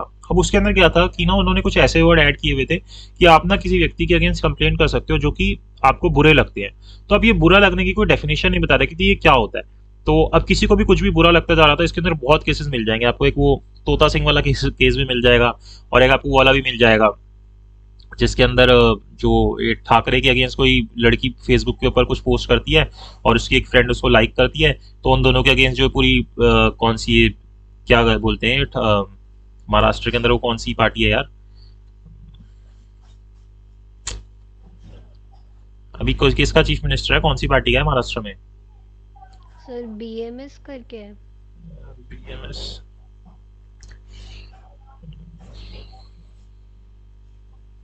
शिवसेना, शिवसेना। तो जो शिवसेना थी उनके जो लोग थे सारे उसके अगेंस्ट हो गए और वो उसके अगेंस्ट यहाँ पे इसके अंदर कंप्लेंट कर देते हैं। तो अब वो भी कहते हैं कि हाँ भाई ठीक बात है, इनको ये गलत लग गया, इनके जो मेन जो ठाकरे हैं उनके अगेंस्ट इसने ऐसे बोला है। तो फिर जो उसके अगेंस्ट कंप्लेंट हो जाती है, ऐसे बहुत सारे केसेस आने लग गए थे। तो फिर फाइनली ये Shreya Singhal versus union of India के अंदर इसको अनकॉन्स्टिट्यूशनल हेल्ड कर दिया कि ये जो कॉन्स्टिट्यूशन है ये हमारे आर्टिकल 19(1) को वायलेट कर रहा है, 19(1)A को, और ये जो रिस्ट्रिक्शन है ये इसके जो क्लॉज 2 है 19 के क्लॉज 2 है उसके अंदर कवर नहीं होती, कहीं पे भी सॉवरेनिटी या इंटीग्रिटी ऑफ इंडिया के ऊपर इस तरीके से कोई बात नहीं आ रही। तो ये जो हमारा Shreya Singhal versus union of India इसके अंदर सेक्शन 66A और section 69A of information technology act को बाहर निकाल दिया कि ये हमारे आर्टिकल 19(1)A को वायलेट कर रहा है। तो ये वाली चीज इसके अंदर आ जाती है। बाकी आप देखोगे कि फिर बात करता है सिक्योरिटी ऑफ द स्टेट की, कि हमें क्या करना है, सिक्योरिटी ऑफ द स्टेट के अगेंस्ट हम कोई रेस्ट्रिक्शन लगा सकते हैं। तो इसके अंदर वही रमेश थापड़ वाला केस आप देखोगे जिसके चलते फिर बाद में हमने पब्लिक ऑर्डर वाला वर्ड ऐड किया था कि ये जो चीज थी। तो फिर उसके बाद हमारा थर्ड टर्म यूज होती है friendly relation with foreign state की। आप जो है फ्रेंडली रिलेशंस के लिए अगर आप कोई इस तरीके से रिस्ट्रिक्शन लगाते हो किसी पर्सन के ऊपर जो कि उसके फ्रीडम ऑफ स्पीच को छीनती है, तो वो आपकी जो रिस्ट्रिक्शन है वो मानी जाएगी। ये भी हमारे कॉन्स्टिट्यूशन के अंदर ओरिजिनली नहीं था। जब हमने वर्ड पब्लिक ऑर्डर इंक्लूड किया ना तभी हमने friendly relation with foreign state भी इंक्लूड किया, यानी कि फर्स्ट अमेंडमेंट के अंदर ये दोनों words friendly relation with foreign state and public order दोनों के दोनों वर्ड फर्स्ट अमेंडमेंट के अंदर ऐड हुए थे और 16 अमेंडमेंट के अंदर हमने ये वाला वर्ड ऐड किया था। तो इन चीजों के लिए रिस्ट्रिक्शंस लगाई जा सकती हैं। सॉवरेनिटी इंटीग्रिटी ऑफ इंडिया के लिए, सिक्योरिटी ऑफ द स्टेट के लिए, friendly relation with foreign states के लिए, कि आप कोई भी इस तरीके की चीज नहीं बोलोगे जिसके कारण हमारे दूसरी कंट्री से कोई रिलेशंस जो है वो खराब हो, तो इसके लिए हमने इसको ऐड किया। इसी तरीके से कोई पब्लिक ऑर्डर खराब हो, इसके लिए भी हमने फिर इसको, इस वाले वर्ड को फर्स्ट अमेंडमेंट के अंदर ही ऐड किया। ये भी ओरिजिनली हमारे कॉन्स्टिट्यूशन के अंदर नहीं था। फिर हमारे सामने कौन सी टर्म आई, डिसेंसी और मॉरलिटी की, जो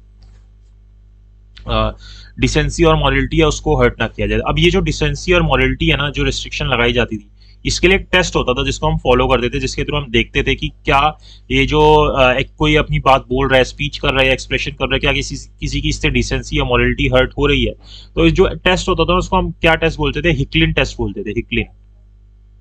हिकलिन टेस्ट, ये बाहर की कोई केस था आर वर्सेस हिकलिन का, उसी से हमने लिया था, हिकलिन टेस्ट बोलते थे। फिर बाद में एक केस आया था इंडिया का ही, उसका नाम था Avik Sarkar versus state of West Bengal, Avik Sarkar versus state of West Bengal.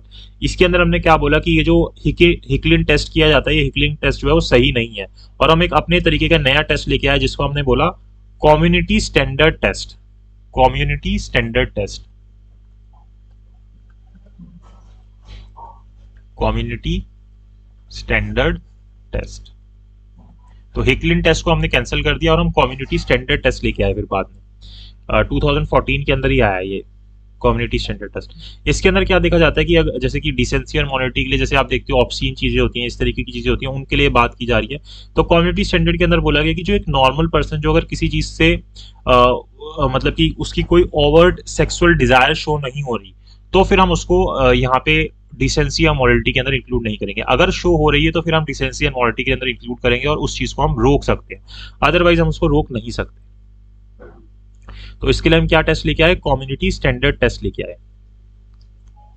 ठीक है, तो यहाँ पे हम रेस्ट्रिक्शन लगा सकते हैं। देन अगर कोई कंटेम्प्ट ऑफ कोर्ट करता है तो कंटेम्प्ट ऑफ कोर्ट के लिए भी हम उसके अगेंस्ट क्या कर सकते हैं, रेस्ट्रिक्शन लगा सकते हैं। जैसे हमने इसके लिए ना एक एक्ट बना रखा है, जो कौन सा एक्ट है, कंटेम्प्ट ऑफ कोर्ट एक्ट है 1971 का। तो इसके अंदर हमने रेस्ट्रिक्शंस लगा रखी हैं कि कोई व्यक्ति जो है स्पीच या एक्सप्रेशन नहीं कर सकता। जैसे यहाँ पे ना आपको दो कंटेम्प्ट देखने को मिलेगी, एक सिविल कंटेम्प्ट होती है, क्रिमिनल कंटेम्प्ट होती है। सिविल कंटेम्प्ट के अंदर क्या होता है कि कोई भी व्यक्ति ना जैसे कि कोर्ट ने कोई जजमेंट दिया, अगर आप उसका विलफुल डिसओबीडियंस करते हो, आप उसको नहीं मानते विलफुल, तो माना जाएगा कि आप उस कोर्ट का क्या कर रहे हो, सिविल कंटेम्प्ट कर रहे हो। और क्रिमिनल कंटेम्प्ट के अंदर क्या होता है कि आप क्या करते हो कि ऐसे कोई पब्लिकेशंस के थ्रू ना कोई आप चाहे वर्ड्स बोलते हो या रिटर्न के अंदर या साइंस के अंदर या किसी भी विजिबल रिप्रेजेंटेशन से आप इस तरीके के मैटर को शो करते हो कोर्ट के, जो कि आप कहते हो कि कोर्ट ने स्कैंडलियस चीज दी है या कोई भी प्रिजुडिस किया जा रहा है, इस तरीके की कोई भी चीजें बोलते हो, तो क्या माना जाएगा, कंटेम्प्ट ऑफ कोर्ट माना जाएगा। तो यहाँ पे आपके फ्रीडम ऑफ स्पीच को रोक दिया गया कि इसके कारण मतलब आपकी फ्रीडम ऑफ स्पीच के कारण कंटेम्प्ट ऑफ कोर्ट नहीं होना चाहिए, वहां पे आपको रोक दिया गया।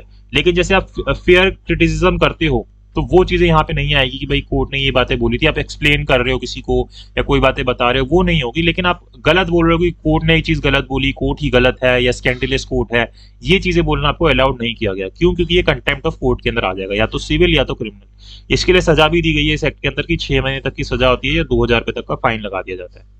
तो ये particularly contempt of court act बना दिया गया इसके लिए। अच्छा, एक और आप केस देखा होगा अभी आपने रिसेंटली, इसी के चलते ये जो कंटेम्प्ट ऑफ कोर्ट वाली बात आती है, अभी रिसेंट ही है 2020 का प्रशांत भूषण वाला केस, जिसके अंदर उसके ऊपर फाइन लगाया गया था। उसने एक ट्वीट किया था, उसने ट्वीट के अंदर क्या लिखा था कि जो हमारे तब के चीफ जस्टिस थे कि वो जो CGI हैं वो 50 लाख की मोटरसाइकिल के ऊपर घूम रहे हैं, जो कि एक बीजेपी लीडर से बिलोंग करती है, और कहाँ पे, राजभवन नागपुर के अंदर। ना ही उन्होंने मास्क पहना हुआ है, ना ही उन्होंने हेलमेट पहना हुआ है, और जबकि जो सुप्रीम कोर्ट है उसको उन्होंने लॉकडाउन के अंदर बंद कर रखा है, और जो लोगों के फंडामेंटल राइट्स है कि वो जस्टिस को एक्सेस करें, वो लोगों को नहीं मिल रहे, और ये अपना 50 लाख की बाइक के ऊपर घूम रहे हैं, बीजेपी की लीडर की बाइक के ऊपर। तो ये इन्होंने एक स्टेटमेंट मतलब ट्वीट करके बोली थी। तो फिर इसके ऊपर इनके ऊपर कंटेम्प्ट ऑफ कोर्ट का केस चला था, और फिर इन्होंने बोला था कि मेरे पास आर्टिकल 19(1)(a) का जो है ये राइट है कि मेरे पास फ्रीडम ऑफ स्पीच है। तो जो हमारे सुप्रीम कोर्ट है बोलते हैं कि ठीक है, आपने जो पहले वाली बात बोली आपकी ठीक है, लेकिन बाद में आप ये बोल रहे हो कि सुप्रीम कोर्ट बंद है, लोगों को जस्टिस नहीं करने दे रहा। तो बोल रहे हैं कि इस वक्त समर हॉलीडेज चल रही थी जिस वक्त वो इस चीज को कर रहे थे, तो आप इस तरीके से कंटेम्प्ट ऑफ कोर्ट करने की कोशिश कर रहे हो, और यहाँ पे उनके ऊपर कुछ छोटा मोटा फाइन लगाया जाता है। आई थिंक पता नहीं कितने रुपए का लगाया जाता है, मैं भूल गया, 1-2 रुपए का कुछ लगाया जाता है ऐसा कुछ होता है इसके अंदर। तो वो चीज इसी के अंदर इंक्लूड होती है कि उन्होंने बोला कि ये मेरा आर्टिकल 91A है, तो वो बोलते हैं कि आपने आर्टिकल 192 को वायलेट किया, आपके ऊपर रिस्ट्रिक्शन लगाई जा सकती है। तो ये चीज इसके अंदर आती है। ठीक है, कोई डाउट है यहाँ पे? नो सर आज भी 1-2 रुपए का फाइन लगाया जाता है। अरे वो तो बस ऐसे लगा दिया था दिखाने के लिए, उससे बोला था कि या तो आप माफी मांग लो या आप फाइन दे दो। अब सुप्रीम कोर्ट में से देखा जाए तो अब मैं क्या बोलूं उसके बारे में, लेकिन सुप्रीम कोर्ट कहीं ना कहीं गलत था इस चीज के लिए। तो अब अपनी भी उनकी वो थी उस बात की भाई ये तो या तो माफी मांग ले या फाइन लगा दे। फाइन तो कुछ लगा नहीं सकते थे खास, तो उन्होंने कहा 1 रुपए का लगा दो दिखाने के लिए कि एक वो सेट करने के लिए कि आपने इस तरीके से गलत किया। तो और डिफेमेशन भी इसके अंदर इंक्लूड हो जाती है और इंसिडेंटल टू एन ऑफेंस भी इंक्लूड हो जाता है। ये जो वर्ड है ना डिफेमेशन, ये हमारे सेक्शन 499 आईपीसी वाला है कि अगर आप किसी की डिफेमेशन कर रहे हो उसके लिए भी आपको रोका जा सकता है। और इंसाइटमेंट ऑफ ऑफेंस, जिसके कारण कोई ऑफेंस अगर होगा इस तरीके की आपको स्पीच देते हो तो वो उसके लिए भी आपको रोका जा सकता है। ये इंसाइटमेंट ऑफ ऑफेंस भी हमारे कॉन्स्टिट्यूशन के अंदर ओरिजिनली नहीं था, ये भी फर्स्ट अमेंडमेंट के थ्रू ऐड हुआ था। तो 3 टर्म्स ऐड हुई थी, friendly relation with foreign states, public order और ये इंसाइटमेंट टू एन ऑफेंस, ये 3 टर्म्स ऐड हुई थी। इसके इन चीजों के रिगार्डिंग ये जो सारी बातें बताई गई हैं इनके रिगार्डिंग आपके ऊपर रिस्ट्रिक्शन लग सकती है फर्स्ट वाले के लिए, freedom of speech and expression के लिए। यहां तक कोई डाउट है किसी को भी? No sir. पक्का? No sir. Yes sir. कभी कभी थोड़ा फ्लो में मैं ज्यादा तेज बोल जाता हूँ तो रोक देना मेरे को कि नहीं समझ आया, ठीक है? अब फिर इसके बाद आता है हमारा freedom of assembly, peacefully and sir without. तो आगे भी क्लास में करा करवाओगे? देना। अरे अभी तो हमारा सिर्फ ये हुआ है, सर अब अगली क्लास में करवा देना प्लीज। छोटा सा ही है वैसे, ज्यादा नहीं है अब। चलो ठीक है, नेक्स्ट में कर सर लेंगे। नेक्स्ट में करा देना। ठीक है ठीक है ठीक है, चलो ओके। नलिन ने तो thank you class he sir. छोड़ दी है। Okay thank you sir. Okay.